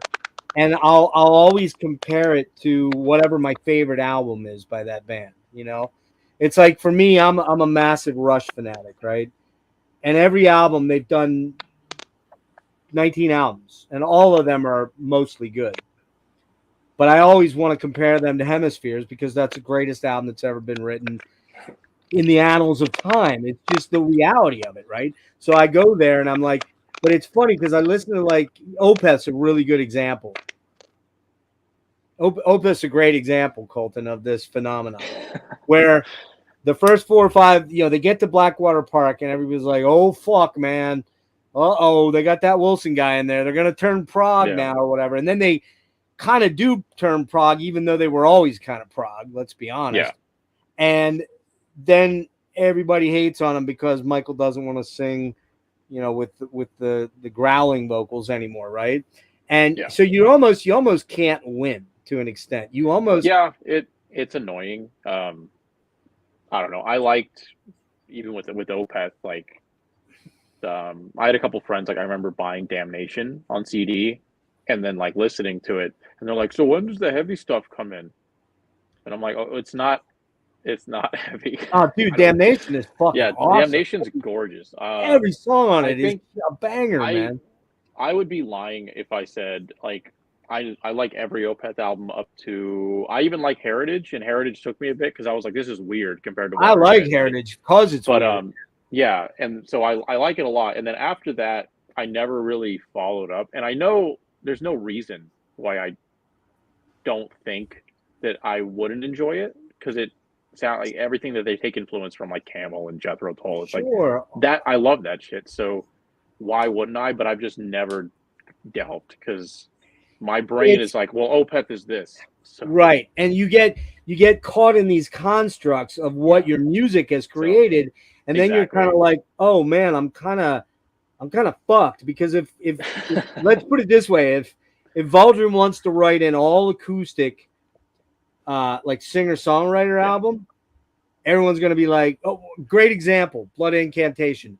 Oh my God, they did a fucking Tangerine Dream album. They should never have called themselves Blood Incantation. It's like, why exactly? It's their band. It's one of those do whatever the fuck they want. Yeah, it's one, like, into the argument there is really like the ambient stuff has always been a part of their sound. So why not have something that's like obviously just a little branch off where that's it. It's Ulver's second album. It's kind of the same way, and that album's fantastic. Oh yeah, everyone bitched about that. Or you get the Ulver on the 5th album. They're doing this fucking film noir soundtrack to driving through a dilapidated city at night, and you're like, what the hell is this? It's like film noir music, and it's awesome. That's my favorite Ulver album, believe it or not. Oh really? Yeah.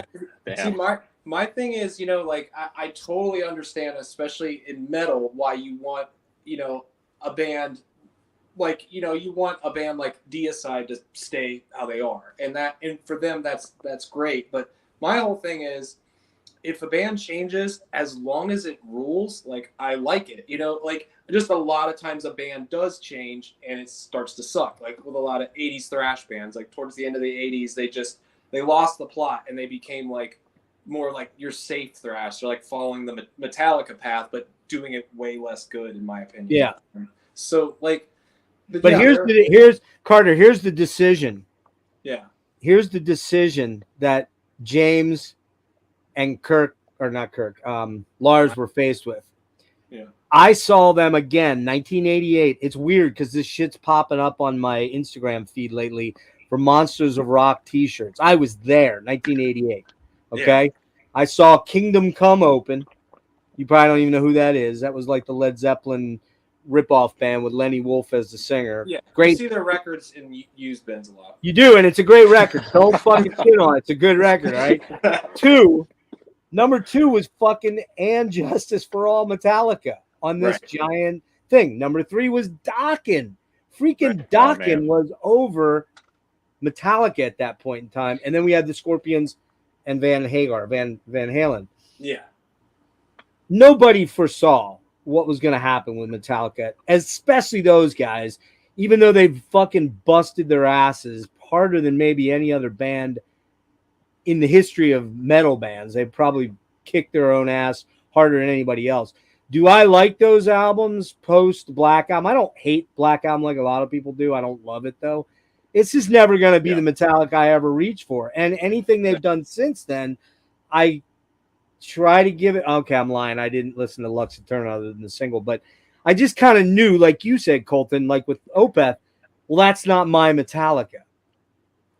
But that Metallica has made them multi-fucking billionaires, and they probably at one point were like, well, do we kind of keep being second on the bill at the Monsters of Rock below Dokken, or do we do something that escalates us up? And that's what happened to them. I mean, I can't fault them, but it is interesting that 80% of the material they play live doesn't include much of that newer stuff. There's no. Yeah. No, you're not wrong. I mean, it's kind of the same. You can kind of, it's a little different, but you can attribute like Journey as well. Like early Journey, I fucking love early Journey. But like, I understand that like getting Steve in there is kind of the reason they blew up. It was like a game changer. Yeah. Yeah. They were not, and I love those first 3 Journey albums too, because Neil Sean's one of my favorite players of all time. Yeah. He's just the king of the melodic solo, in my opinion. But Steve Perry was the voice of the 70s and 80s. That guy he's untouchable. And they became multi-millionaires. They still wrote some great music, man. I defy you to say Evolution and Infinity and fucking Escape aren't great albums. Oh yeah, it's just different. It's different. Yeah. Did you ever listen to their the 80s album they wrote for that Japanese movie Dream After Dream? It's like so I've shown Carter and some other people this album, and usually their response is, "Don't make me like Journey." That's exactly what I said. That album is pretty much them going back to like the more progressive like style, but with Steve on vocals. And it's not, I don't even know if it's considered a real album because they wrote it for like a movie. Again? It's called Dream After Dream or Dreams After Dream. Yeah, Dream After Dream. Is that the one where Only the Young was on there? Only the Young was part of that, I believe. That one I song? don't think so. It's made. I think it was only printed in like Japan or something because it's for a Japanese film. I'll definitely. But that album is fucking fantastic, and I make. That's my favorite thing they've done. I'll definitely check that out then. After we get off, I'm definitely going to look into that. I make zero bones about, nor do I give any fucks that what anybody thinks about me liking Journey. I fucking love Journey, man. I don't care what anyone says. I love that band. It's one of the few bands of the 70s and 80s I somehow missed. I actually was looking into going to see them here. I don't know if you guys have ever heard of Hershey Park. That's kind of where I live near there. It's a big amusement park here in Hershey. I feel like I know what that is. You're in Pennsylvania, so that is it in Hershey, Pennsylvania? It's in Hershey. Right. Okay. And it's right near the chocolate factory. The chocolate factory's there too, the Hershey's chocolate factory. So when you go there, you're like sick of smelling chocolate by the time you leave there. But there was a reason I was getting into that. Where was I going there with that shit? Something about Journey. They're playing. Thank you. They're playing. That happens when you get old. You just lose the plot. They're playing Hershey Park Stadium, like has an outdoor stadium. I don't know, maybe 12,000. I saw Rush there back in 2007. It's pretty big. And I went to look at tickets, and I literally was like, you got to be joking with me. Like a ticket on the floor or near the stage, like up $250 and up to $1,250 for one ticket. Yeah, that sounds about right. And the cheap ones were like $79 sitting way back. I'm like, man, I want to see Journey, but I do not want to see Journey that bad. It's just, I'm voting with my dollars. It just isn't going to happen. I want to go see Horrendous next week for $26. Exactly. It's way more worth it to me. So, if you guys got an opportunity to like do some festivals, over in Europe, would you take those up? I mean, would that be something you'd be interested in doing? No, I wouldn't even question it. It's like, yeah, I'll get off somehow from work. It's fine. Yeah, well, work will they'll accommodate for the fact that that's what we would want to do. Yeah, 100%. Okay. Yeah, that would be incredible. I mean, that's where I could see you guys doing really well. You know, I mean, how was the response in general to you guys opening for Wayfarer? And we'll wrap here. Dude, that was incredible. It was a lot more than I expected, really. Because I mean, Wayfarer and Sonia are both, you know, very different, but yeah, like the crowd was very accepting of the sound, and we did well, and it was such a fucking good opportunity, man. It's like, it was such a cool time, and I wish I could do it again, and I wish I could have done it longer. Yeah. Did you do all right on merch? Did you get rid of pretty much all you took out on the road? We didn't bring enough. Insane. I thought so. Yeah. We realized the first night alone that we were like, oh, we did not. I mean, the thing is, you know, we just thought, you know, we're the opening band. We're doing a hard 30 minutes. You know, nobody's here to see us. You know, we're just getting the show started. Like, you know, like we're just like, you know, we'll sell a couple records and shirts every night. But it was like, no, we're like breaking 1,000 multiple nights. Like, that's awesome, man. It was a lot to take in. Honestly, it was kind of overwhelming. Well, it's funny you mentioned the being out on the road and not having enough stuff. Horrendous did that. When they came into Philly, it was the fourth night, and they were going to Pittsburgh the next night, where they were getting Pyre Press is doing their shirts and, you know, $20 spins out there. So they were grabbing all kind, although they're on season, but they're grabbing a total merch thing. And the last two times that I saw them, well, I saw them 3 times. They didn't have any shirts that fit me. And as fate would have it, you know, take a large, and I'm very picky about the shirts that I like to pick up. And I'm good buddies with Matt and with Damien, all the guys. And I'm like, okay, guys, I'm here. Just move out. Let me in here and cruise. And he's like, we don't have any more large shirts left. I'm like, dude, it's the 4th day of the fucking tour. What? Like, you have no large shirts? What? He's like, well, we brought what we had laying around, and they're from Philly.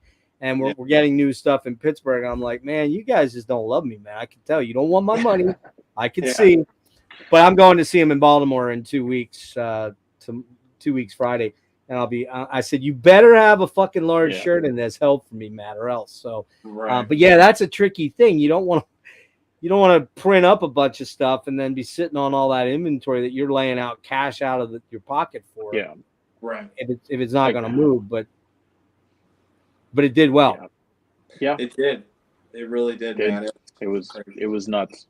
Well, that leads me to my last question, more or less. And that is, I went looking for effigies and for the second one. I forget the name. I'm sorry. I apologize. Two carrying, yeah. I can't find hard copies of that shit anywhere. Like, none of your Bandcamp stuff has it right now. Blood Harvest didn't have it either. It looks like it's all sold out. Is there going to be any reissue campaign at all, or what's the deal there? I think Rodrigo from Blood Harvest was mentioning doing some represses. I think at least on CD of Effigy and Two Carrion Talismans, which would be cool. We still have some Two Carrion vinyl, but yeah, besides that, can't really. Where can they get that? Like at your Bandcamp, because it wasn't on there. We still have a bunch of Two Carrion vinyls, so buy that because that's one of our more underrated records. So. All right, I like that album a lot. And you know what I like it? There's a little more death metal in it, just a little bit more death metal from a riff standpoint. I think. Yeah, I think it's more deathy, but it's also in a way even blacker than the first album, which you know you have to, that's also another one that's like CDs have long been sold out. We pressed the tapes ourselves that we just made recently, and so hopefully that'll come out on vinyl someday because it never did. Old guy here lived through the tape days. Don't go back. I'm not going back there ever again.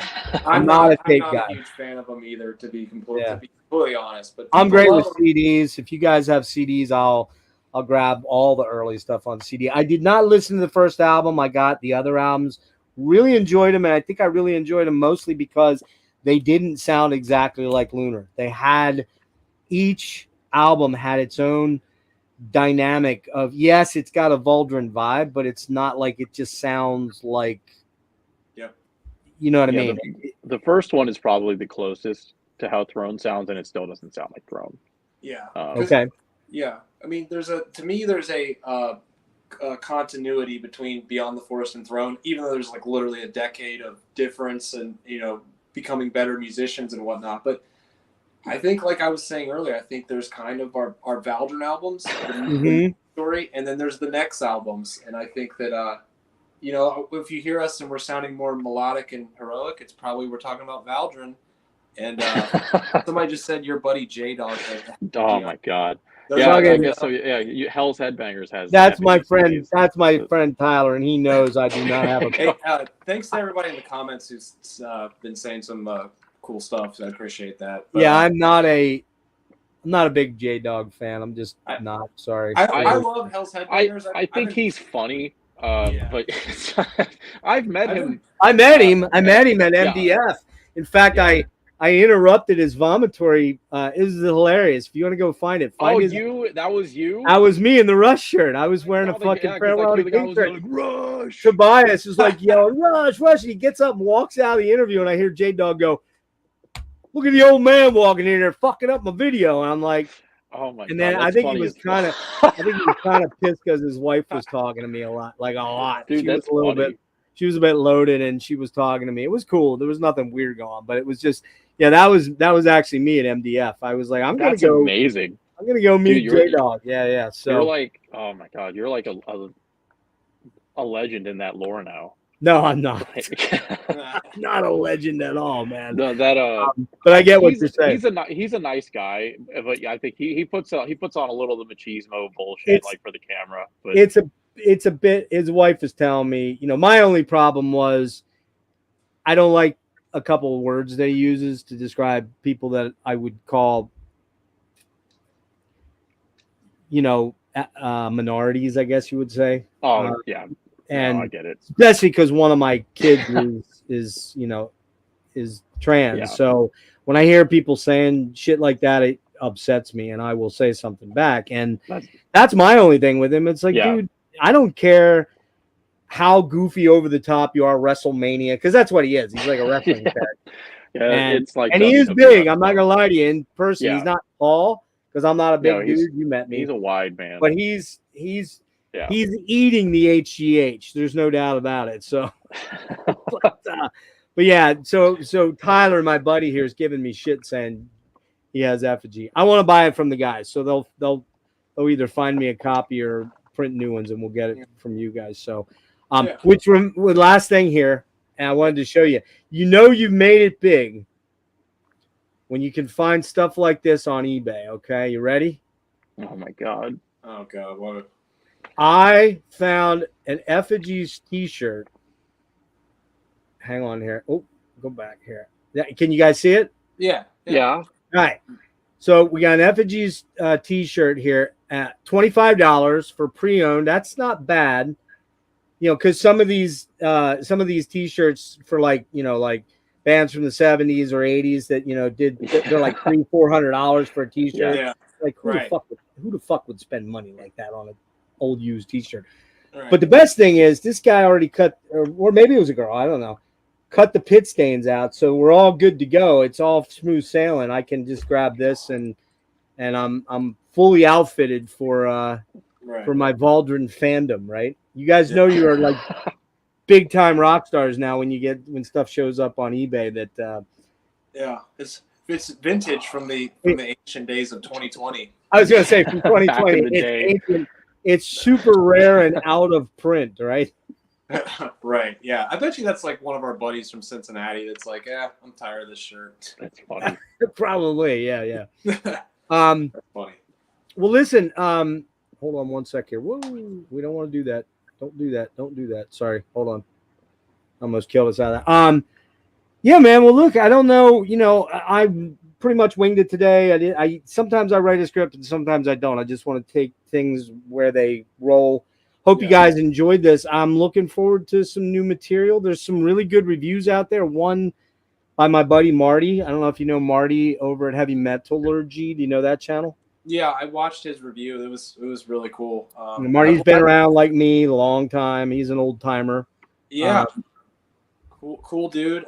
Good taste in music. I've watched some stuff on his channel before, and it's pretty cool. I actually think he wrote a review rather for Beyond the Forest when it came out. Probably for Metal Maniacs or Worm Gear, one or the other. Yeah. Yeah. The funny thing is, I don't think he remembers though, because he, claimed he first discovered us. Oh, he said he's just heard of you with this album. Yeah. I could be wrong, but I'm pretty sure I read a review that was like Worm Gear or something like that back in the day of Beyond the Forest. That would have been his mag that he started after he left Metal Maniacs. Yeah. Yeah, man. So look, guys, continued success. I'm looking forward to the next album. And as I said, man, I don't listen to a lot of black metal. I mean, but I don't really.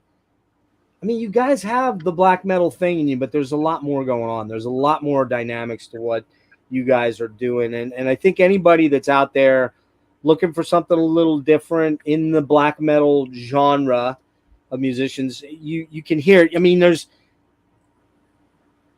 within the genre of black metal, there's 85 other subgenres. There's the atmospheric side of and it just becomes kind of like, that's why I think, turning this back to one of my original questions of, you think there's too much out there? Like you said, like you guys said, mostly artists don't necessarily want to be quantified into a bucket, but that's the only way that if a reviewer came up and said, okay, so a lot of cool melodic lines, lots of cool keyboard runs, heavy drums, some blast beats. Good luck, man. That's what they sound like. You'd be like, well, that doesn't give me any guidepost. I don't. Yeah. So it kind of sucks when you get that we as the dudes out on the internet that review your stuff or talk about your stuff or have you on. We have to find a bucket to kind of place you in, just because that's the nature of things. You know. Yeah. I mean, as long as people don't call us black and symphonic power metal, like I was hearing when Throne came out, and we were just like, what? Yeah, that was pretty dumb. Man, dude, I am not a power metal guy at all, especially Euro power metal. I fucking hate that shit mostly, except for maybe one or two Halloween albums. Yep. Yeah. I can't think of much that I do like in power metal. I'm not a Blind Guardian guy. I just don't. It's too sing-songy. You guys don't have that. You don't have a sing-songy vibe at all. Yeah, good, because that's I'm on the same. Which would be the hallmark, which is always the hallmark of power metal, and why I just can't get into it. Plus, it's always so up and happy, and who wants that in times of strife like we're in now? Exactly. Colton and I are the guys at the party who are always trying to play like Craft or Endless Dismal Moan or fucking whatever it may be, Zaster, and just like, because when metalheads, we hang out and party, a lot of times you do put on the 80s stuff, and sometimes it gets a little power metal-y, and we I kind of still like. I can see it now. I can see it now. Colton, throw on 10th sub-level of hell. Yeah, exactly. Suicide. Excuse me. Suicide. Oh, totally. Yeah, yeah. And everybody around love that album. Yeah, yeah, exactly. That's the stuff I've listened to as far as U.S. black metal, and then, of course, probably my favorite U.S. black metal album or black metal band is Agalot, because they're my homies, and I got in on them very late 99, 2000, and I love that post metal vibe. So I mean, but you guys don't have that going on. You're not a post metal band. You're not a power metal band. What was the other stuff they called you? Like symphonic. People, yeah. I mean, well, that's understandable. I think it's a weird thing. Yeah, I mean, I think we talk about this a lot. Our keyboard sounds are, because of the GR20, like the guitar synth, it is kind of like lo-fi keyboard sounds, and that's deliberate. We're not trying to be like. I don't think that you would label Windir as a symphonic black metal band. or Emperor. I mean, I guess like that's the thing. It's like this weird thing because like when I think of symphonic, it's like okay, so it's over the top, like like Cradle or like later Dimmu stuff.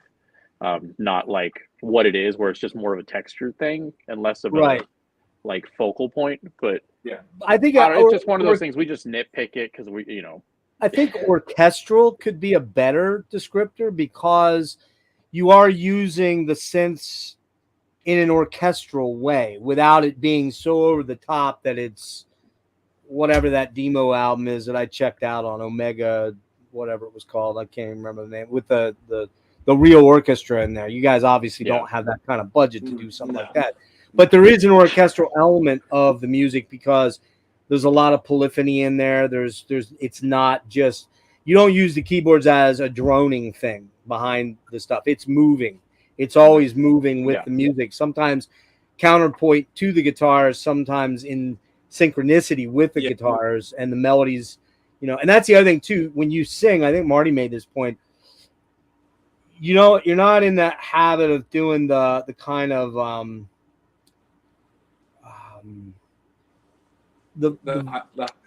like the high pitched witchy kind of. Yeah, you're not doing that, and you're also not typically following the melody of whatever the guitar or keyboard is doing with your voice.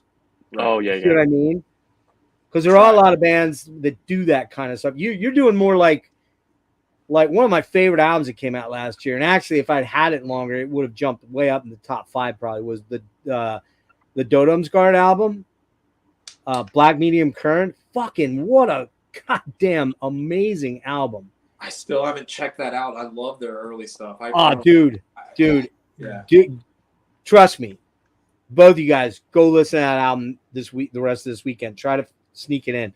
It's a masterclass on amazing music, man. I mean, and I was never a huge fanatic for them. I kind of got turned on by that album. Of course, I've got, this one here, which is a master class as well. Oh, yeah. It's the reissue, but I couldn't find an OG that I wanted to pay crazy money for. But kind of in that same vein, a little bit Arcturian, early Arcturus and stuff like that. I would actually put you guys more in the vein of Arcturus. Cool. And over in a lot of ways. In that, while it may not be as pop orientated as more recent Ulver or something like that, there's just a dynamic to it that makes it sound a little different than a lot of the bands that are doing this that they're doing black metal in the US. You know what I mean? Right. So good stuff. I definitely want to get some CDs, so I have to keep in touch with you guys and find out what, or hit me up privately and let me know if you run into any of the first 3 on CD. I would definitely grab those. I know the Lunar I think it's out right now that you can buy it on vinyl. It's being repressed, right? Or it just became available. Yeah. Is it actually out now, or still pre-order? I think it was like, wasn't it the 12th or something that it was going to come out? I think I got a notification like a couple days ago that the 2 that I had reserved had just shipped. So I'm assuming that it might be still labeled as pre-order, but I think they're going out. Okay. And are they coming from Blood Harvest? Yeah. In Sweden. I'm assuming we'll get some copies as well, so you don't have to pay the shipping. Okay, so you just wait. Throw it in the Bandcamp then, Yeah. I mean, we still have some copies left of the original press. I mean, we probably have the last copies that are left, literally, and I don't know, we maybe have 10, maybe, and then so then we'll have the repress ones here soon to buy from us, and then I imagine some distros and stuff will get it too, but we should have that available in the US here in the next few weeks, hopefully. Cool. Any final thoughts, Colton? You got any final thoughts about anything you want to throw out there? You got anything else going on outside of Valdrin that you're doing? I mean, I have another band that is it's like death metal. It's just crazy death metal called Nagathula. That album came out like in March or April or something. And then that was just independently released. It's going to get a proper label release at some point, hopefully this year, but we'll see. I'm trying to think how to describe it. It's just kind of insano, like probably over the top, technical death metal, but not like techie as in, like Archspire or something like that, where it's like computery. But Yeah, not my thing it's at all. it's like old school death metal, but like just it's kind of blackened and a little nuts. It's evil and wild and crazy. It's really good. Yeah, it's got What's a the little name of the bit band called? It's called Nogothula. It's just Nogothula. Nogothula. Okay. Yeah, you might like it. I don't know. It's got a couple synthy things here and there, and then we just kind of try to come out of the gate like being kind of ravenous. And next go round, we're gonna try to incorporate a little bit more progressiveness and some like extended stuff. But I'm that guy that goes to a Death to All show and has never seen Suffocation before and really enjoyed Suffocation, but I fucking hated the drums because it's all triggered drums. And triggered drums drive me insane because I'm old, it's just. It's a thing that obviously it's just a tool to be used, but like, yeah, if it's not properly mixed in, like because I've been to and played shows that the sound guy mixed the triggers like really well so they don't sound like they do. This was not that show. Yeah, exactly. It clickety clackety, clickety clackety, and the old time you're like, it tries. But I get it because you want everything to be on tempo because everybody's playing off that. So it's a tricky thing. It's not like the 70s where people just got stoned and just jammed. You know what I mean? And you get away with that shit. But Carter, anything you want to add in real quick? Anything going on with you? I do like I guess you call it dungeon synth is what people call it. I just call it my synth project that I do called Asadr Hymns that takes place in the Asadr mythos. It's sort of just like a auxiliary project related to. I saw that name. Do you have actual physical product for it or no? Not yet. I made one synth album last year, and like it's something I really just do for fun. I think this next album that I just finished that's getting mastered right now, I might try to shop that around and get a physical release, but it's just me just trying to get better at playing piano and keyboards and making albums for fun. And so I'm pretty excited about it. I think it's pretty good. It's better than the last one, I think. And besides that, creatively speaking, I finished the Beyond the Forest book. I don't know, probably about a year or two ago already, and it's in the stage where I'm sending it out to friends of mine, Colton included, and having them sort of give me that peer review feedback. But I hope this year to make some headway on at least sending it to a professional editor or getting some way for it to be released. Because that part of the Valdrin mythos or no? Or it shares the title of our first record, Beyond. Okay, all right. As far as I have it planned, there's going to be 3 books. There's going to be a Beyond the Forest book, a Throne of the Lunar Soul book, and then what'll eventually be the conclusion part of the story, Valdrin's story. So that's sort of that's the plan with the books. The things that the events that take place on Two Carrion Talismans and Effigy, aka the next records, they're kind of hinted at and talked about in the Beyond the Forest book. So I don't think I'm going to make a book for Effigy of Nightmares or Two Carrion Talismans because it's all kind of fleshed out better in the actual Beyond the Forest book, and there will be a Throne book, and then it'll be a trilogy. So I just had a thought. Yeah, we got to get you guys and Voivod together. We can have the Voivod against the next character and the Valdrin character. It could be like a steel cage match or something like that, right? Yeah, I think the Voivod might win because the Voivod's been through like nuclear war. And I was gonna say he's lived through every calamity of. Goes into another dimension, goes into his mind, and Voivod rules. But yeah, he's the man, the legend, right? So this is and it's funny too because one of your label mates from Bloodheart is one of my favorite kind of, I guess, newer bands. Cryptic Shift, the Cryptic Shift guys? You know them? I'm not familiar with them.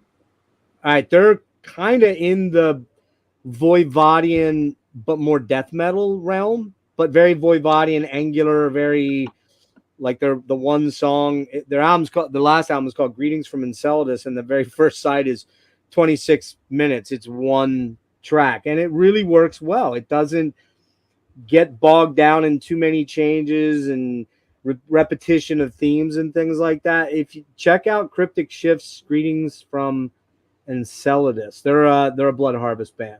Cool. They're from the UK though, and I would call them more BI influence, like Blood Incantation, Demolici, sort of very busy riffy wise, but they're telling an entire narrative story that's maybe kind of Voivodian, maybe kind of Valdrinian. I just made that up. Sure. Yeah, so it's interesting. I mean, it's a cool thing. I'm gonna make an effort to sit with the album in the coming days and actually read the lyrics to it, so I got a better vibe on what's going on there. Cool. As I said, it's just I'm old and very easily distracted now these days. But Sure. Yeah. Well, listen, guys, I really appreciate you being here, man. It's been very cool to hang out with you. Sorry if I was pushy, but you got to be. Great. You got to get people to commit. You got to get people to do this. Speaking of commitments, next week I've got John Bush coming in from Armored Saint on Thursday, and we're also going to be talking about his new band with Phil Demmel, Michael Orlando. Oh man, I'm forgetting who else is in the band. Anyway, it's called Category 7. I got Ole from Amorphous coming in on Tuesday. We're going to talk about the 10,000 Lakes live album that came out on Friday. We're going to talk a little bit about that and what's going on with Amorphous. Dan Swano is coming probably in early August. And I've got a couple other things that I'm working on. As people know, MDF kind of sidelined me from doing a lot of these for a little while, but we're gonna pick them back up again. So, guys, hang on 1 second. Everybody that popped in today, again, it was kind of a short notice thing, so I didn't have a lot of time to pimp it up because I wasn't 100% sure we were going to do it until the other night, Carter, when you got back to me. Sure. So, but yeah, man, I'm hoping I get an opportunity to see you guys play out this way again. Pittsburgh's about 4.5 hours for me, so probably unlikely I'll make that trek. But if you get out to Baltimore, Philly, New York area, man, I'll definitely get out and catch you guys, man. So did any of you guys bring any of the vinyl with you? I have the 3 in front of me. Yeah, do you want to pull those up and just show everybody real quick, Colton, just so people can see this? This is the new one. Because I only have that one on CD right now, right? And then it's got a nice gatefold cover, so you can see the whole. Oh, look at that! Wow, that's obviously. No, you got it. You're good like that. Yep. Mm-hmm. This is the inner work's got a picture of us holding some swords, because we're. You're looking all swordly, guys. You're looking swordly. Yeah, and then this one, I think this is just on gold. Yeah, this one's on gold, so it just looks like that. Oh, okay. The effigy one. Which I gotta tell you, man, I only listened to that this morning, and I really fucking dug that album a lot. Which one? The riffs on Effigies, man. There's some really cool riffs on there. A lot of cool. Thank you. Like I said, that has a little bit more of the death metal vibe to it, slightly. Sure. And I believe Carter, the story's about a hospice, right? Essentially, like a hospice. Yeah. It's a nightmare hospital. A demented hospice. Go ahead, Colton. Yeah. Oh, you're good. You're good. It's got a little tiny, not Obi strip, but Obi strip. Okay. And then that's the front cover. It looks better in person. On the back, you can see our not so handsome faces. Right. Yep. And I don't know which one I have. There's a splatter and then there's a black. And this one, you got splatter. That was That's cool. pretty. I'm gonna have to buy one of those. God damn it! Thanks a lot. Appreciate that. Well, hopefully, I don't even know if they're available. Well, I think Carter, you said there was vinyl left, right? Well, not of Effigy. No, of 2 Oh, characters. not of Effigy. Oh, no, shit. Effigy's gone. Oh, fuck. Okay. Oh, damn. Okay. And then this is what, the first one? Yeah, this is the purple one. I think even though I'm not on this album, so maybe I'm biased, but I think this is still my favorite one. It's That's just so good, weird, man. and it's really good. Cool really, shit. really good. And it's just on black, so it's just on black. All right. Well, if they do reissues, for sure, I'm going to grab vinyls of them. But in the interim, hopefully, I can grab some CDs of at least the prior two. I don't know if you have the other one, but we'll figure that out as we get there. But guys, look, man, thanks a million for your time today. Hang on a sec. I'm going to end it right here, and we'll chit chat a minute and let you get on with your lives. I was going to ask, who's the chick magnet in the band? Or is it equally shared between all of you? Probably Colton, but he has a girlfriend. But so he's very, he's well behaved. But of course he's well behaved. He's in black metal too. I mean, come on. Yeah, how many black metal chicks actually show up at the shows? Like more than you would think. Well, that's what I was gonna say. Like, I don't know about that. Like 3. Maybe. I don't know. So it's kind of like a rush. It's just like anytime somebody makes a comment about like, oh, all the groupies and stuff, and it's just like all the groupies look like me. Yeah, exactly. That's Dudes. about it. They're old guys like me going, "Hey, man, the show was great. It was awesome." Now, what I pedals just do joke you around use, about dude? It's that. just like I love to joke around about that because it's just funny. Like, a black metal show generally for women is kind of like a Rush show in the 70s. They just didn't really exist. There wasn't, So, and we don't want to talk about ladies. I'm not being denigrating in any way, shape, or form. No. It's generally not a genre that attracts a lot of women unless their boyfriends are in the band or unless they've, But there are some. There's some. I think I've some, judging by the, being at the merch booth or selling stuff online, there's a lot of females. It's actually pretty cool. I think maybe things are changing a little bit in the past 10 years where I feel like it's more acceptable for girls to be into nerdy stuff like dark, weird black metal. So it's more than I thought it would be, I guess. I'm constantly always like pretty stoked that we seem to have a good amount of female fans. Is it, if you remember, is it Egg? Is it the band Egg that has that interview where where the dude's like in that prog band and he's just like, I don't know why we never got any chicks at our shows, and he like sighs, and it's like, well, dude, you're in a band called Egg. Yeah, that's kind of like that's kind of like being an Osric Tentacles or something like that. And especially when you look at a lot of those dudes, and they're damn well that the last bath they had was probably like 2 months before that, and they probably smoked at least 18 fucking giant bongs of mega weed, that they're like just, that kind of stuff. Yeah. So, but coming from a prog background myself, you didn't used to see a lot of females at that kind of show. But now you go to a Rush show. Well, now you don't go to Rush shows, but let's say 10 years ago, it's a pretty, or a Maiden show. You see a lot more women there, which is cool.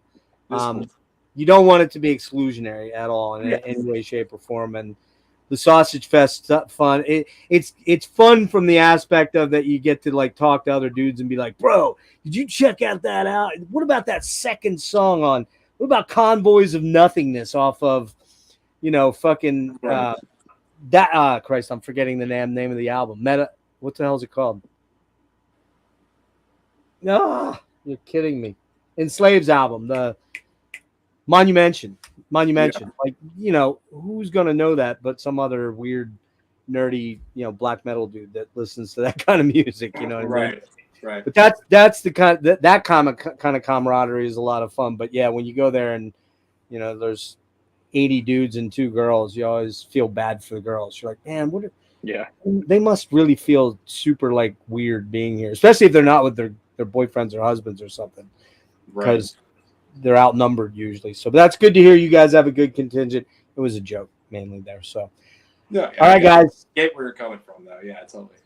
Yeah. All right, let me end here. You guys hang on one sec, and thanks everybody that was here. Cheers. And there'll be more. Oh, there is one other thing coming up. Dennis and I are going to try that Forgotten Metal Gems episode on Monday, I think. So we're doing a bunch of hair bands and some thrash bands. Whiplash, Viper, Parish, trying to remember, Razor Maid, and Atrophy. So tune in for that one Monday night, I think. So, all right, guys, hang on one second here.